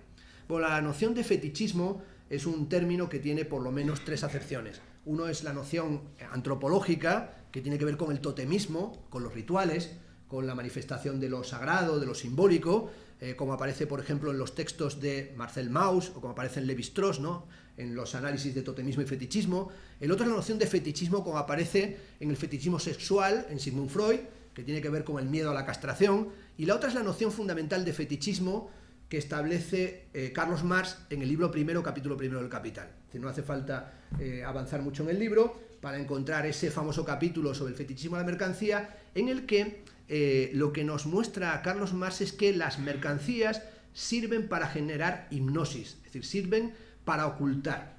¿Qué es lo? Bueno, el capítulo comienza: si las mercancías hablaran. Bueno, en realidad, ¿qué es lo que oculta la fascinación que tenemos por la mercancía? Lo que oculta la fascinación por la mercancía es nada más y nada menos que las relaciones sociales dominantes, es decir, la forma de dominación social. Esto es, lo que nos ocultan las mercancías son la extracción de las plusvalías. Bueno, en realidad lo que generan es una naturalización de las formas de intercambio dinerario, de la forma del dinero, para no mostrarnos la mano esclava que se encuentra detrás. Estaba buscando algo tan sencillo como es esto que tenemos todos, o todos los que estamos en esta sala tenemos uno, ¿no?, que tenemos un teléfono móvil en nuestras manos, o el ordenador que yo tengo encima de mi mesa. Nosotros estamos fascinados con nuestro particular fetichismo de la mercancía tecnológico, que es este tipo de gadgets, este tipo de dispositivos. Pero cuando nosotros estamos viendo este dispositivo, en ningún momento nos planteamos qué es lo que lo hace posible. Lo que hace posible este dispositivo no son las redes de telefonía móvil, no son en realidad los fabricantes de teléfonos, Samsung, Huawei, Nokia, los que fueran, sino que lo que permite que tengamos en nuestra mano este dispositivo, es decir, lo que permite la nanotecnología, es el coltán.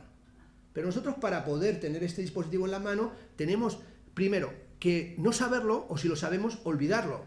Porque si nosotros pensáramos que este dispositivo existe porque se extrae el coltán, pues directamente renunciaríamos seguramente a tenerlo, o tendríamos que tener una doble conciencia moral.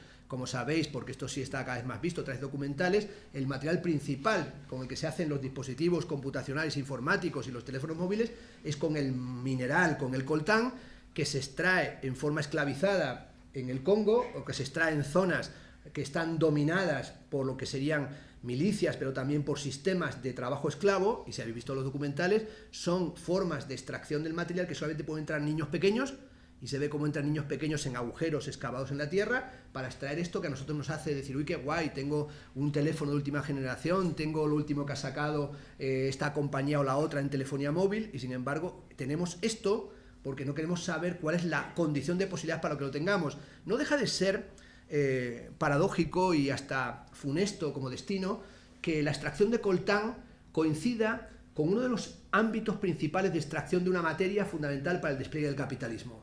Bueno, uno de los materiales fundamentales para que exista la modernidad y el capitalismo es el caucho. Bueno, sin el caucho no hubiera podido comenzar la estética de la velocidad que es propia del siglo XX. Una de las frases más conocidas de la estética de la vanguardia es la frase de Filippo Tommaso Marinetti que dice: un automóvil a toda velocidad es más bello que la victoria de Samotracia. Es decir, la idea de velocidad como paradigma de la modernidad es un elemento absolutamente aceptado. Pero ¿cómo se pudo ser veloz?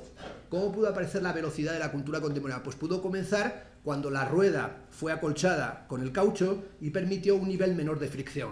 El caucho se extraía del Congo, esta es una historia conocida, y si uno revisa la época de la colonización de los belgas, del Congo belga, pues resulta que los belgas tuvieron el Congo como una propiedad del rey de los belgas, y lo que hacían, hay unas imágenes tremendas, ¿no?, que son esas imágenes en las que se les establecía a los esclavos, a los indígenas esclavizados en el Congo, una cantidad de extracción mensual de caucho. Si no lo conseguían, mutilaban a su familia y les mandaban a las extracciones de caucho trozos de su familia mutilada. Hay esas famosas fotografías que se ve a un tipo que le están trayendo las manitas de niños, poniéndoselas delante como diciendo: te traigo esto, y si no extraes el caucho, te iré trayendo más trozos de tu familia, de la mutilación que estamos haciendo. Es decir, para que nosotros fuéramos más rápido, otra gente tuvo que ser mutilada. Pues también lo sabemos ahora, para que nosotros hablemos y tengamos más conectividad, hay gente que está enterrada en un agujero, extrayendo un material que nos permite a nosotros soltar chorradas, darle likes, subir fotos a Instagram. Es decir, esta dimensión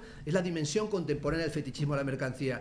Y en este sentido me interesó mucho una exposición que se hizo hace unos años en el Centro de Arte 2 de Mayo, en Móstoles, en Madrid, que se llamó Fetiches Críticos del Capital, que la hizo Cuauhtémoc Medina, en la que pensaba si el arte tiene algo de crítica del sistema económico contemporáneo. Habitualmente los artistas dicen que los artistas están muy conocidos, que ellos están contra el mercado, que aunque participan del mercado, su obra subvierte la lógica del propio mercado, y esta idea de hacer obras contra fetichistas se presentó en esta exposición a través de ciertos trabajos. Este es un trabajo de un artista, bueno, nacido en Andalucía, pero vasco, que se llama Carmelo Bermejo, y es una pieza bastante curiosa porque este artista ha hecho sobre todo, como todos los artistas jóvenes de hoy, ha sostenido su carrera pidiendo becas, y entonces ha conseguido algunas becas importantes. Si vais al Museo Artium en Vitoria, al lado del Richard Serra, hay una placa que pone: aquí están enterrados 10.000 euros de una beca de la Fundación Botín.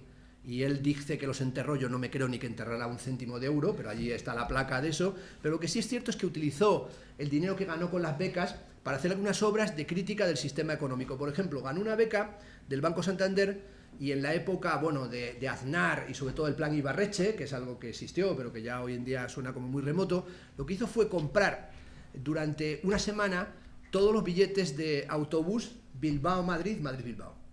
Entonces, de la compañía de autobuses. Él iba y compraba todos los asientos del autobús. Y entonces fue el primer día, y entonces no llegó nadie, él tenía todos los tickets en la mano, entonces él esperó a que saliera el autobús, y el autobús no salió, y le dijo al conductor: oiga, salga que yo tengo todos los tickets. Dijo: no, si no va nadie no salgo, porque ¿para qué voy a atravesar, verdad, la meseta sin nadie? Dijo: no, porque yo tengo todos los tickets, y es así. El caso es que protestó, consiguió al día siguiente que saliera el autobús, como aquello era en Bilbao y no son tontos, salió, dio la vuelta y regresó a las cocheras, y entonces él tuvo que contratar a un amigo para que le hiciera constar que el autobús que salía de Bilbao llegaba a Madrid y el que salía de Madrid llegaba a Bilbao.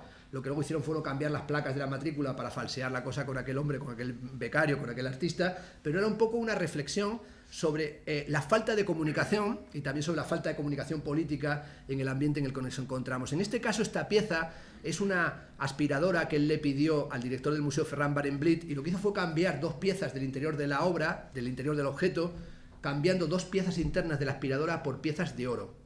Bueno, es una alusión a la pieza de Walter de María, El kilómetro enterrado, que está en Kassel, en el Friedrichianum, y es una reflexión sobre a qué le llamamos fetichismo a la mercancía. Esto en realidad tiene que ver con el gran patrón, como he dicho, del arte contemporáneo, que es el minimalismo. Esta es una obra de Donald Judd. Como sabemos, el minimalismo crea estas estructuras geométricas modulares y repetidas, y se basa en una frase harto conocida de Frank Stella, que es la frase fundamental para el minimalismo, que dice "What you see is what you see". Lo que ves es lo que ves, ¿no? Es decir, no te plantees más cosas. Lo que ves es lo que ves. Esa frase de Frank Stella la tomó a pie juntillas Calandré, la tomó a pies juntillas Richard Serra. Es decir, cuando tú planteas ante una pieza de Serra qué significa, no significa nada más que el peso.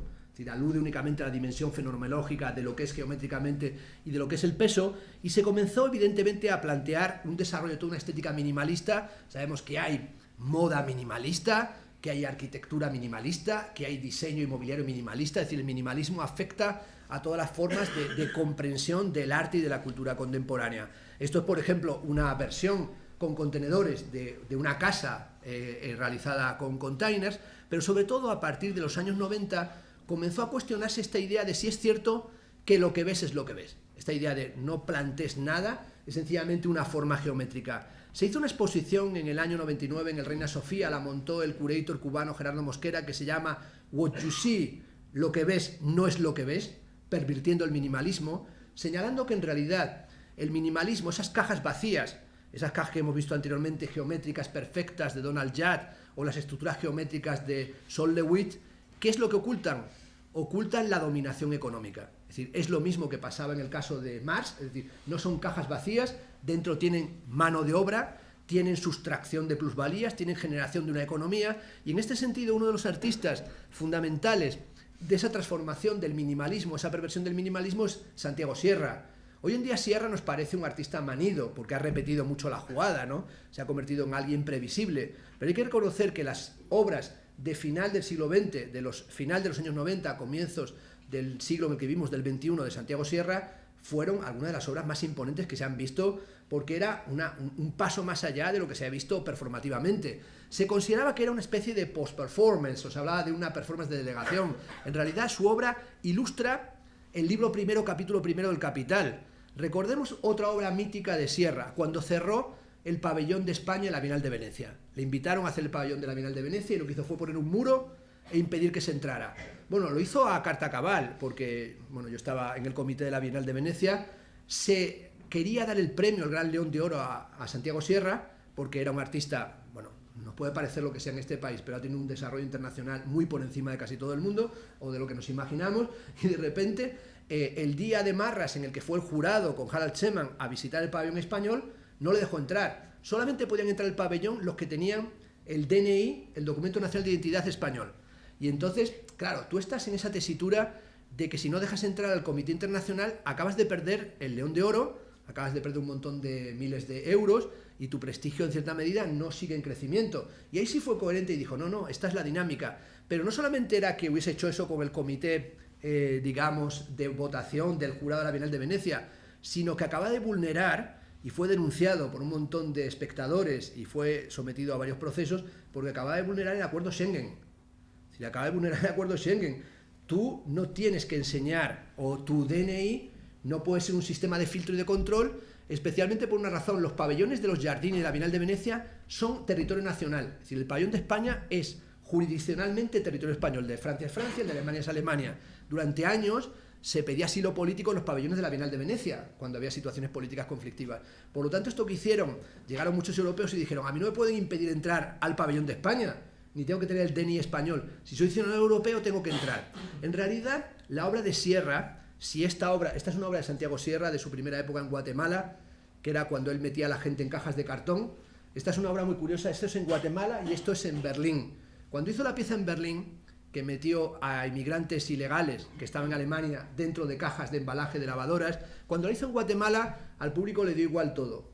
Estaban allí, le daba igual que estuvieran en cajas, como si los estaban quemando. Y cuando lo hicieron en Alemania, fue muy curioso porque el segundo día salieron las noticias en los canales de televisión que habían acudido sacerdotes alemanes a confesar a la gente que estaba dentro de la caja de cartón. Era una cosa como siniestra, ¿no? Porque como diciendo, bueno, pues ya que están ahí encerrados, y dado que la gente no acude a confesarse, ya tengo un cliente cautivo, ¿no? Entonces abrieron unas rajas en las cajas de cartón y iban esos curas alemanes a confesarte dentro de la caja. Esto es por si alguna vez os metéis en una caja en Alemania, que tengáis cuidado porque os confiesan, es decir, aparece un cura y te da la extrema unción, te confiesa o te dice cuáles son tus pecados, ¿no?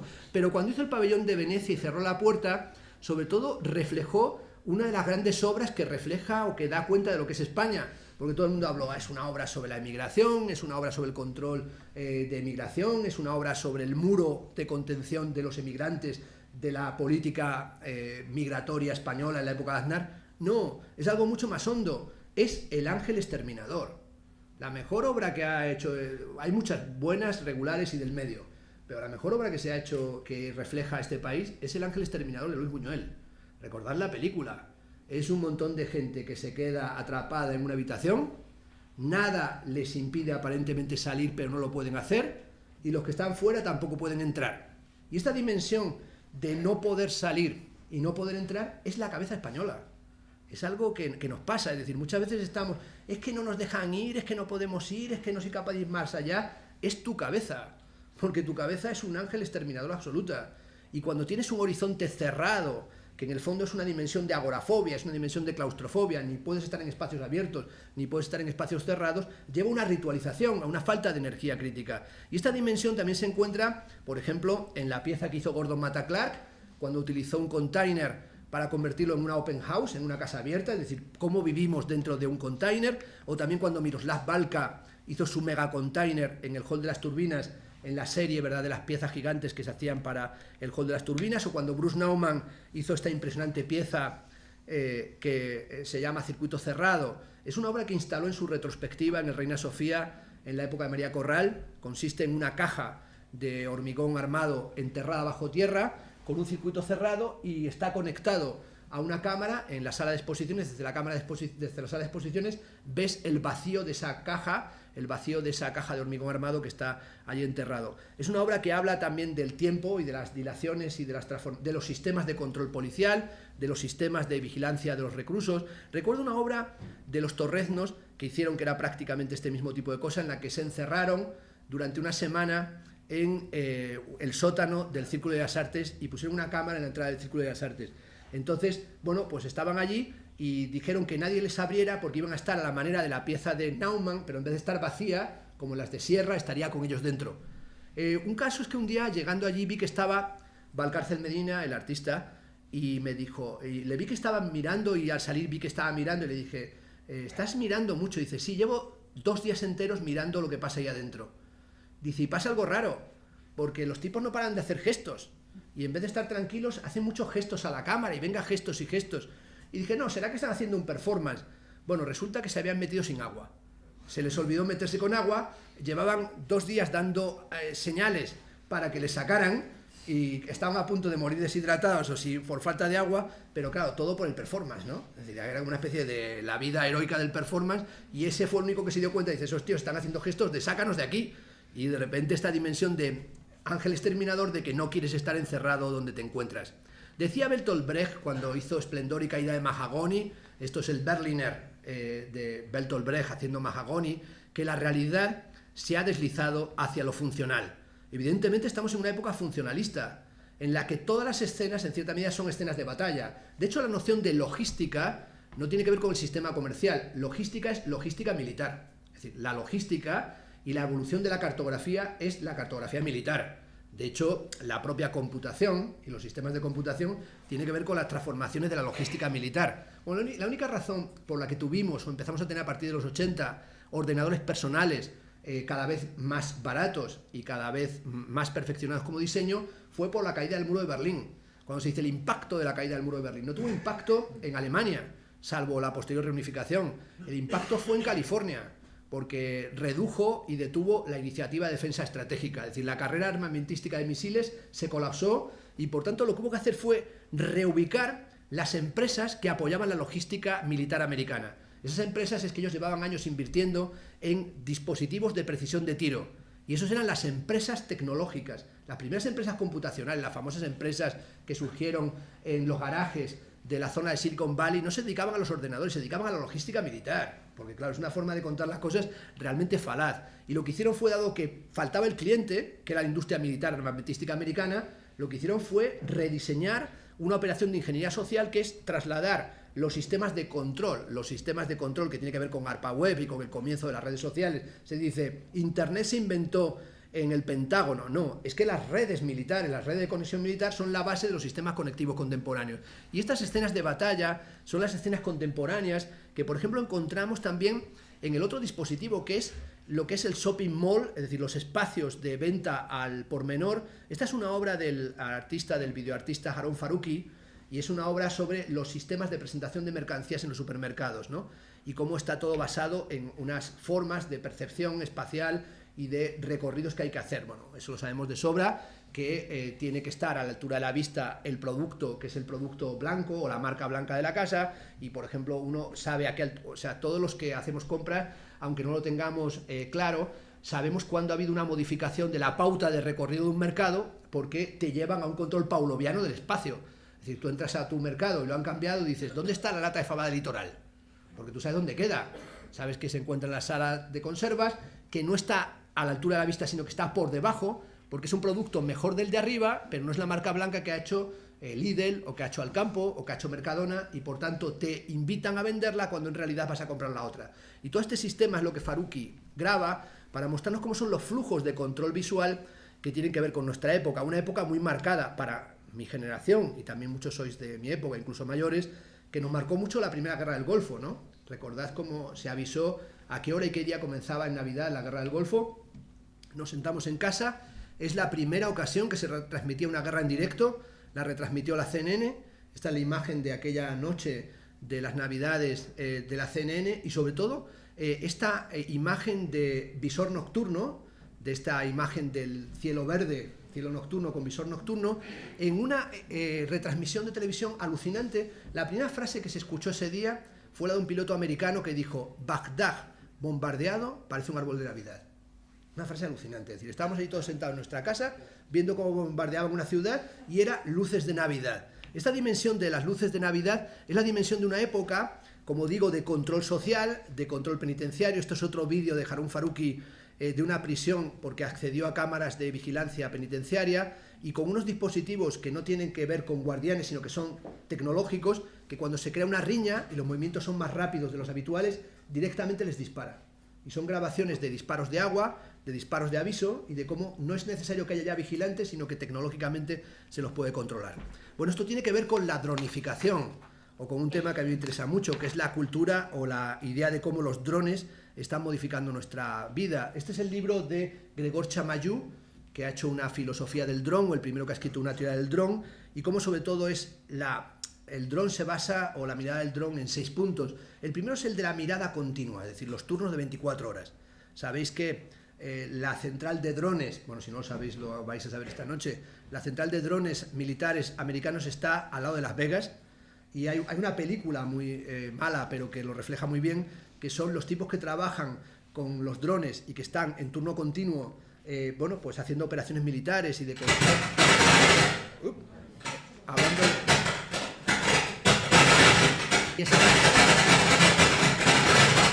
Disculpad, Sí, vale, parece que vuelve. Bueno, y en esa película sobre los drones se les ve cómo pasan de jugar en los casinos de Las Vegas a de repente ir a estar con un joystick, y con ese joystick buscar objetivos altamente sensibles, y de repente pues lanzar una bomba en Pakistán, perseguir a un convoy en Yemen, y cómo pasan de estar jugando en las ruletas y jugando en las máquinas en los casinos de Las Vegas a hacer otra especie de juego de casino, pero también de joystick, como si fuera un videojuego.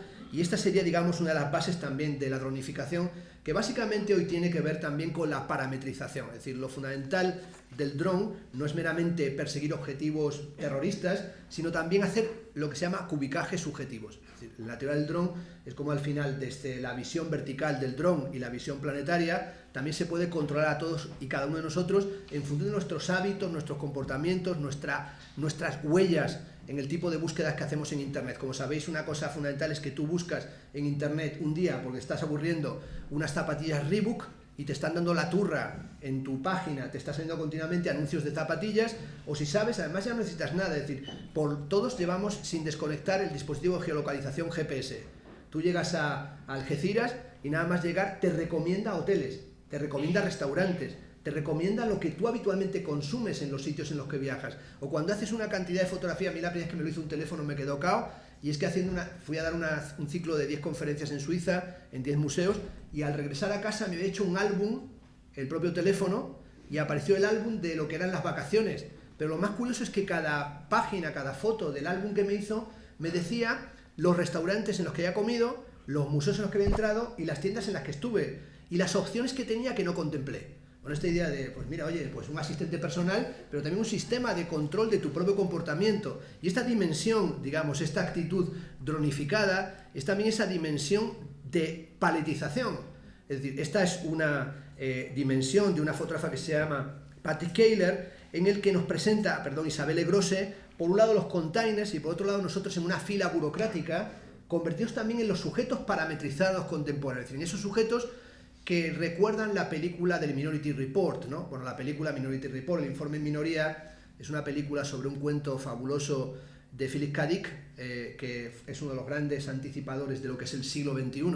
Philip K. Dick tuvo además que soportar varias cuestiones. Por un lado, el neoconductismo psicológico en los Estados Unidos. Por otro lado, la caza de brujas, ¿no? Y lo que fue el macarcismo. Pero también tuvo que atravesar la época del LSD, de la psicodelia. Y en medio de eso, él, que tenía comportamientos paranoides o también actitudes a veces límites a la esquizofrenia, hace esta dimensión del informe en minoría, como sabéis, sobre el crimen mental y sobre los precogs, ¿no? Los precognitivos, lo que anticiparían el crimen que vamos a cometer. Es una especie de vuelta de tuerca sobre 1984 de George Orwell, y en la película, que protagoniza, como sabéis, Tom Cruise, solamente escapas del control mental cambiando tu mirada. Es decir, tiene que comprar en el mercado negro otros ojos para escapar de la mirada política, del control de la mirada política. En realidad, tenemos, yo creo, que cambiar hoy nuestra mirada. Es decir, la única cosa para la que nos puede servir el arte, o la filosofía, o la crítica, es para cambiar nuestra mirada. No lo vamos a hacer comprando unos ojos en el mercado negro, como aparece en Minority Report, pero sí lo vamos a hacer si cobramos conciencia de qué es lo que vemos y qué es lo que se nos oculta, qué es lo que está presente y qué es lo que está ausente. Este es un GIF de un vídeo de la artista alemana Ito Steyer, que nos muestra lo que ves y cómo los sistemas de comunicación nos enseñan a ver lo que aparentemente tiene que ser descrito de esa forma. Y lo de al lado es una fotografía que ella ha comentado en su último libro, Art Duty Free. Bueno, esa es una fotografía del caudal de imágenes que suministró Edward Snowden. Bueno, Snowden, como sabéis, que había trabajado en la NSA, en la Agencia de Control y de Espionaje norteamericano, pues soltó, después de todos los casos Wikileaks, un montón de información sobre cómo los departamentos americanos controlan masivamente el comportamiento de los individuos en Estados Unidos y en el mundo. Una de las imágenes top secret, o que estaban calificadas como secretas, es esta. Y Tosteyer se planteaba por qué era secreta esta imagen que plantea Edward Snowden. Como veis, parece nieve de un televisor estropeado. Cuando descodificaron la imagen, encontraron que era una imagen de nubes. Pero en realidad, cuando intentaron encontrar los metadatos que van adheridos a la fotografía, son nubes en Cisjordania. Y son nubes porque son fotografías de drones en Gaza, Cisjordania. Es decir, es el control militar de Israel sobre los territorios ocupados y sobre la zona de Gaza, Cisjordania, Palestina. Por lo tanto, era una imagen de logística militar. Lo que nos trata de mostrar Ito Steyer, y a mí es un tema que me interesa muchísimo, es que estamos ahogándonos literalmente en un tsunami de datos. Es decir, tenemos un auténtico océano de datos. ¿Y qué es lo que nos falta? Información. Es decir, lo que nos falta es filtrar el Big Data. Tenemos una cantidad enorme de datos y lo que nos falta es generar información y generar conocimiento. Por lo tanto, hoy tenemos una labor curatorial que no es la que van a hacer los curators, sino que tenemos que convertirnos en curadores, en curators de nuestro propio pensamiento. Es decir, tenemos que tener una capacidad para superar esa especie de paisaje secreto, de paisaje conspiranoico de las nubes, para intentar filtrar en medio de los datos algo de información. Como sucede, por ejemplo, con la serie sobre los paisajes en ruinas de Patty Kehler, que es una película y también es una instalación en la Tate Britain, en la que él se aproxima al paisaje británico mostrando la ruina del paisaje británico. Es decir, en realidad el paisaje británico, y ahora incluso en todo lo que es el síndrome pre-Brexit o anticipatorio del Brexit, es una especie de imaginario de la ruina. El otro día nos contaba Toscano que una de las cosas que en la televisión británica aparece continuamente es el tema de si tienen los británicos que hacer una acumulación de medicamentos. Es decir, que hay una situación de psicosis generalizada, es decir, va a faltarle abastecimiento, ¿no? Y esta situación de que va a faltarle abastecimiento, de qué va a suceder en la dinámica en la que nos encontramos, marca también el presente. Recuerdo cuando se acercaba el final del siglo, bueno, todos lo recordáis, se acercaba el final del siglo XX y entonces hubo un drama, porque nadie pensó que se llegara al final del siglo XX, creíamos que se destruiría nuclearmente el mundo antes de ello, y como nadie lo había planificado, surgió un problema gordísimo que se llama el Millennium Bug, ¿no? Y ese Millennium Bug era que, bueno, nadie había calculado qué sucedería cuando apareciera el 000. Bueno, cuando apareciera 000, resulta que todos los dispositivos tecnológicos computacionales tenían establecido que cuando apareciera 000 era un aviso para el comienzo de la destrucción mutua asegurada. Es decir, era una forma que estaba establecida que era que se dispararan los misiles automáticamente, tanto los antiguos soviéticos como los americanos, los de Corea, los de la India, etc. Pero también no había un sistema de control porque el 000 era la forma de abrir todas las cuentas de los bancos y por lo tanto hubo que diseñar un patrón para pasar el 000 del Millennium Bug. ¿Cómo se resolvía? Hubo una idea que en España no se difundió mucho y es que se pensó que la única forma era crear un sistema, un cortafuegos, y que tuviéramos año 1999 y luego el 2001. Es decir, que no tuviéramos el 2000, pero era imposible, porque había algún país de idiotas que tendrían el 2000 y por tanto la cagarían y se lanzarían los misiles. Por lo tanto, era esa cosa, bueno, además que nos hubiesen quitado un año hubiese sido algo raro, ¿no? Y algo malo o algo anómalo, y por lo tanto en cada país se declaró un comité de crisis, se gastaron, esto parece una chorrada, se gastaron millones de dólares y de euros en el mundo por el problema del Millennium Bug. Yo estaba en Nueva York en la Navidad de 1999 y el alcalde era Rudolph Giuliani, y Giuliani me acuerdo que apareció en todas las cadenas y dijo, this is the moment, este es el momento, hay que afrontar. Era el coordinador nacional del Millennium Bug y dijo, es el momento, no se preocupe nadie, hemos hecho una iniciativa de control de misiles porque todo va a funcionar, pero tengan pocket money, ¿verdad? Tengan dinero en los bolsillos, llenen la nevera y llenen la bañera de agua. Y dije yo, joder, no pasa nada, pero hay que llenar la bañera de agua, o sea, esto está un poco mal, ¿no? O sea, parece que el suministro de agua va a fallar. Él animó a todo el mundo a que no pasaba nada. En cada país nombraron a uno coordinador del Millennium Bug y en España hubo uno. Esta es una noticia buena porque ya pasó tiempo. En cada lugar se dijo que tenía que estar el cerebro o la persona con más capacidad de control logístico y de administración y de estructuración nacional. En Estados Unidos Giuliani, que era en realidad un policía, pero que había pacificado la ciudad de Nueva York, como todo el mundo sabe, y finalmente fue un hombre que decayó por razones que no entran al caso. Y en España se nombró a Álvarez Cascos. Saberlo ahora da miedo. Si hubiésemos sabido en el 99 nos da el susto y morimos de un infarto. Pero bueno, pusieron a este gran garrulo de control del Millennium Bug, ¿no? Y de repente, ¿qué hizo Giuliani la noche del 31 de diciembre del año 1999? Cuando tenía claro él que no había nada ni iba a pasar nada. Se fue a pasar esa noche a un búnker antinuclear, y el caso es que se fue a un búnker antinuclear que era el búnker del World Trade Center. La famosa imagen, un año después, en septiembre del 2001, de Giuliani entre los escombros del World Trade Center, era una imagen con cara de pánico, porque debió decir el tío, vaya búnker en el que me metí. O sea, si me llega a caer el desastre nuclear, desaparece todo, se crea el ground zero, ¿no? El grado cero. Y esta dimensión, digamos, de ruina, es la dimensión del grado cero contemporáneo en el que, en el fondo, estamos entre el contenedor, la paletización, el código de barras y el código QR, porque este es el código contemporáneo. Bueno, en el fondo el código QR, aquí hago una broma macabra, y es que el código QR, como se puede apreciar, es el código de Malevich. Es decir, que la parte de arriba de los códigos QR es el código de Malevich. Es decir, hay algo supremático o suprematista en los códigos QR, en una época de estética de la indiferencia, parece como House, ¿no? Que todo irá igual. Bueno, y sobre todo esta imagen de, como sabéis, House, que a mí es una serie que no me gustaba mucho, pero lo que sí me gustaba es que todos los diagnósticos que daba los daba mal, ¿no? Es decir, ahí va un médico, siempre tenía a toda la gente lupus, ¿no? Este tiene lupus, entonces le daban un medicamento que casi lo mataba, luego se lo quitaban y mejoraba, ¿no? Era una especie de tentativa de prueba, ensayo y error. Esa estética de la indiferencia es, por ejemplo, la que manifiesta la estética de Homes for America, de Dan Graham, cuando hace su famosa serie sobre la forma de la vivienda suburbana. Esta imagen es de Antonioni, Hombres del Po, que también nos habla de los sistemas portuarios, y la de abajo es una fotografía de Adams sobre las viviendas urbanas en los Estados Unidos. Esa dimensión de lo que llaman hoy nueva topografía, que la encontramos también en la fotografía de los matrimonios Becher, sobre el paisaje industrial, o sobre esa dimensión del paisaje industrial que creó lo que fue la estética de la llamada Escuela de Düsseldorf, o también, por ejemplo, el paisaje ruinoso en la estética japonesa, en la estética del Fukeiron. Este es un fotógrafo americano, que es un fotógrafo que, bueno, que ha tenido bastante presencia, o que es mítico en los Estados Unidos. En España se hizo su exposición hace 2 años solamente, que se llama Lewis Waltz, y este Lewis Waltz hizo esta serie que se llama Parques Industriales cerca de Irvine. Bueno, es un fotógrafo de esta tendencia nuevo-topográfica, que fotografía geométricamente toda esa forma de vida anónima, toda esa forma de vida que llamaríamos los no lugares, ¿no? Algunos dicen que la topografía fotográfica de Waltz anticipa la fotografía de idealista.com. Bueno, esto está por ver. Bueno, a mí me fascina también idealista.com. Ha ido mejorando, ¿no? Pero en el fondo había una época en la que idealista.com, cuando te metías, era como una experiencia de gore, ¿no?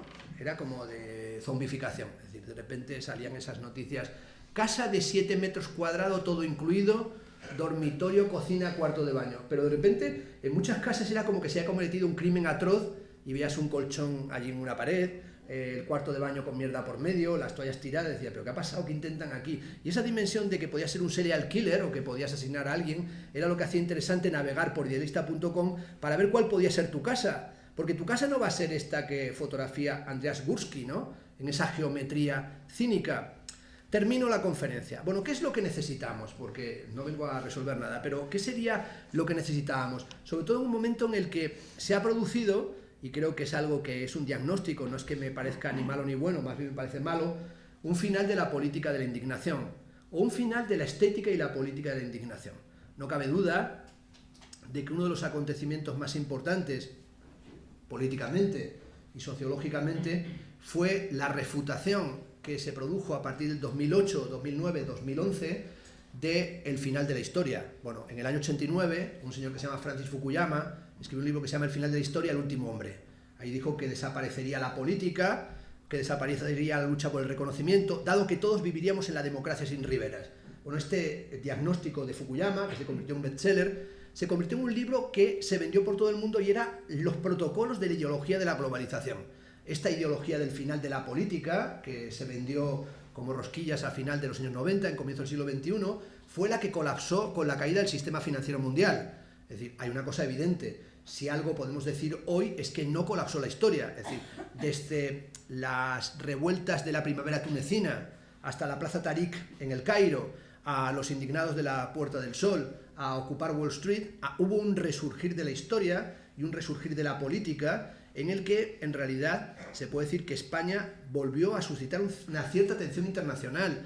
A mí me tocó las ocupaciones de la Acampada Sol en Venecia, trabajando para la Bienal de Venecia, y bueno, tengo que decir, desde la perspectiva de alguien que estaba en esa época viviendo un mes entero fuera de su país, que yo encendía los telediarios todos los días en Italia y seguía los canales internacionales, no los españoles, y todo lo que salía era la Puerta del Sol. Además eran unas escenas muy curiosas, porque salía la Puerta del Sol y salían estudiantes, algunos alumnos, incluso salió mi hija un día que me hizo mucha ilusión, y todos hablaban idiomas inventados, ¿no? Eran españoles característicos que hablaban inglés inventado, italiano inventado, pero había muchos momentos, me acuerdo, que entrevistaban a una chica, habló un italiano que se inventó, porque no sabía hablar italiano, pero intentó meter las S, las is, patatine, frutine, o sea, dijo lo que pudo, y entonces dijo al final la presentadora: ma, no se capisce niente, no se entiende nada de lo que dice, ma, es una donna coraggiosa, es una persona con coraje. Los italianos les fascinaba esa idea de que había una especie de erupción política que sabemos que modificó el panorama por un tiempo.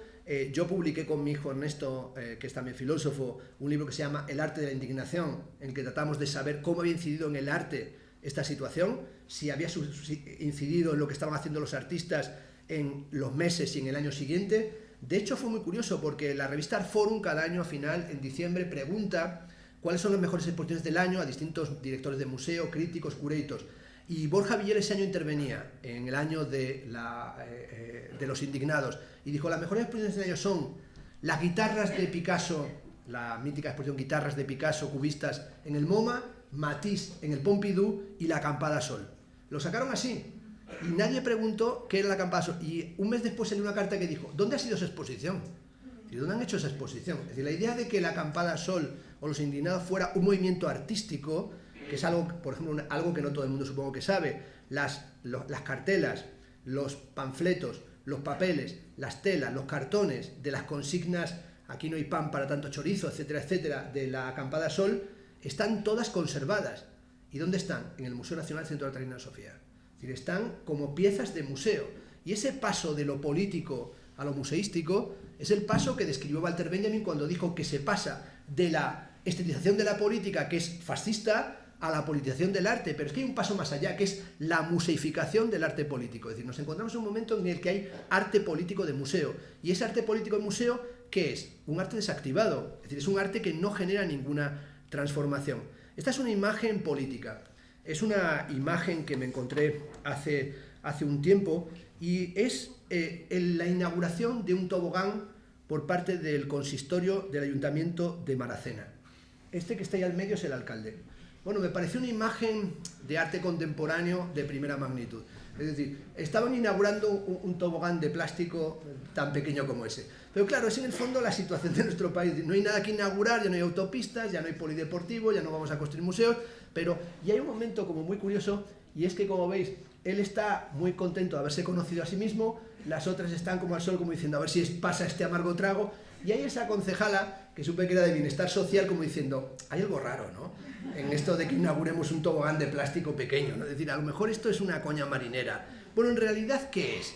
Pues es lo que dije al principio, es un naufragio con espectador. Es decir, es un naufragio. Y ese naufragio es lo que ya pintó en el romanticismo Caspar David Friedrich. Este cuadro se llama El naufragio de la esperanza. La esperanza porque lo que se ve ahí, eso de color más oscuro, es un barco. Es un barco que se llama La Esperanza y es un mar de hielo. Es un cuadro fabuloso que está en Berlín. Y ese cuadro del mar de hielo nos habla de un tema musical, romántico, pictórico, que es el Winterreise, el viaje de invierno, ¿no? Y ese viaje de invierno es el que nos recuerda, como dice el famoso poema de Baudelaire, que zarandea y tortura el afán de ver cosas, porque es amargo el saber que proporcionan los viajes, ¿no? Es decir, los viajes parece que fueran la cumbre de nuestro ideal social, de la cultura del ocio, pero en realidad es la anticipación de la nostalgia que tendrás cuando te encuentres lejos de tu propia casa. Podríamos decir que el arte contemporáneo también es un gestel desquiciado, es una especie de dispositivo desquiciado. Esta es una obra de mi gran, tristemente fallecido amigo y maestro Nacho Criado, que también expuso hace años Magda Bellotti, que se llama Depresión endógena, y que son esa serie que él hizo sobre estanterías, o mejor, baldas de estanterías sin estantería. Se llama esta pieza Nada que apoyar, nada que contestar, nada que soportar. Bueno, es una posición claramente nihilista, pero también es una posición como la de Barleby, ¿no?, el famoso escribiente de Melville, I would prefer not to, preferiría no hacerlo. Es decir, a veces uno tiene que tener la resistencia, que es la resistencia frente al poder de la medusa, frente al poder de la medusa de Caravaggio. Es decir, ¿la medusa qué es? La medusa es el carácter monstruoso de nuestra propia cara, esa dimensión de una época que es una época claramente corrupta. En el libro de Toscano y Kinkel, al final del libro, hablando de las cartografías, dice que hay un libro que es uno de los mejores libros que describe nuestra época, que es el libro En la orilla, del novelista valenciano Rafael Chirves.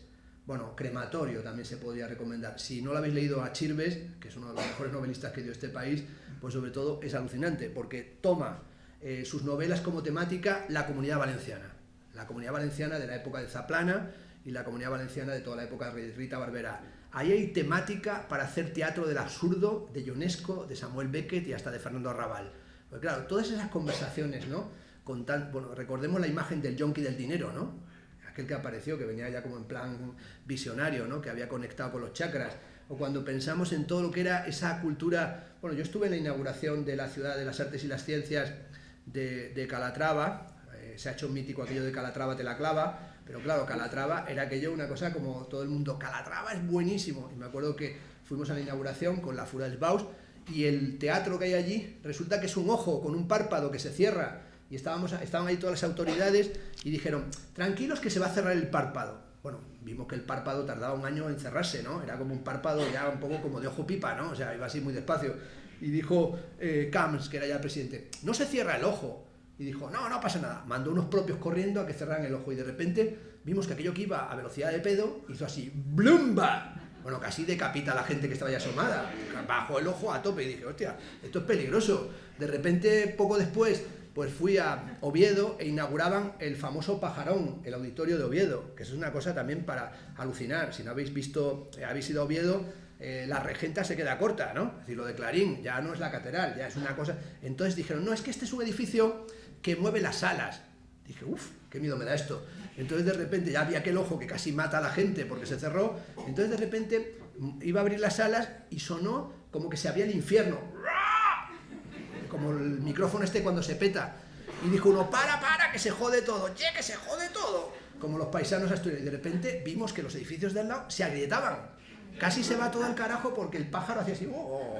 Este tipo de cosas que son la cultura contemporánea es lo que refleja la otra obra que es de Hans Haacke, que se llama Castillos en el aire, ¿no? Bueno, nada. Haacke vino a Madrid y viniendo... Bueno, cada cierto tiempo peta, pero sobre todo me avisa de que ya acabo y sigo. Ok, no sé qué es lo que... Bueno, acabo ya de pie, porque así, por lo menos, evito estar sentado, que lleváis mucho tiempo, ya vosotros no. Esta es una pieza de Hans Haacke, que se llama Castillos en el aire, vino a Madrid, y entonces trató de saber qué era lo que pasaba en la ciudad y fue a Carabanchel.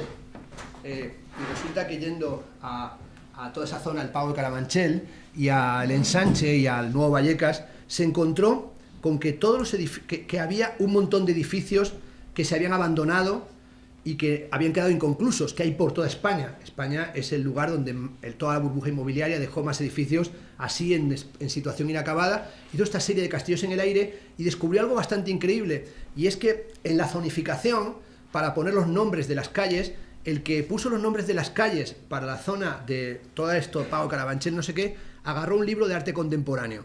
Y estas calles donde está todo así en estructura se llaman calle del minimalismo, calle del conceptual, calle de Chillida, calle de Antonio López, calle de Richard Serra, con lo cual, claro, es una visión entre la sublimación del arte contemporáneo y la realidad de la burbuja inmobiliaria. Terminando con otro artista del container, esta es una pieza fabulosa de Ansel Kiefer que se encuentra en Garbicoca, en Milano, donde coloca estos containers unos encima de otros, que también nos habla de cómo vivir aquí, ¿no? Si tú vivieras aquí, cómo tratar de sobrevivir en medio del desastre, sobrevivir en medio de la catástrofe. Evidentemente, hay nuevos síntomas, ¿no? Y esos nuevos síntomas son lo que a mí me interesa mucho, el efecto psicológico del comportamiento artístico, ¿no? Y hay nuevos síntomas. En realidad el gran síntoma contemporáneo es la ansiedad. Es decir, esta dimensión de ansiedad que tenemos por no comprender, por no llegar a tiempo, por no poder en los que estamos. Y necesitamos una especie de lecturas reactualizadas de qué ha sucedido. Esta es una imagen que no sé si reconocéis, es una imagen de Apocalipsis Now, pero no del Apocalipsis Now original, sino de los planos que no insertó en la versión original Francis Ford Coppola, y cuando hizo el Redux, el Apocalipsis Now Redux ampliado, rescató esto que filmó. Esta escena es fabulosa. Es cuando meten a Willard en una caja conejo, en un container pequeño, y le meten en el container y abren el container para leerle la revista Time.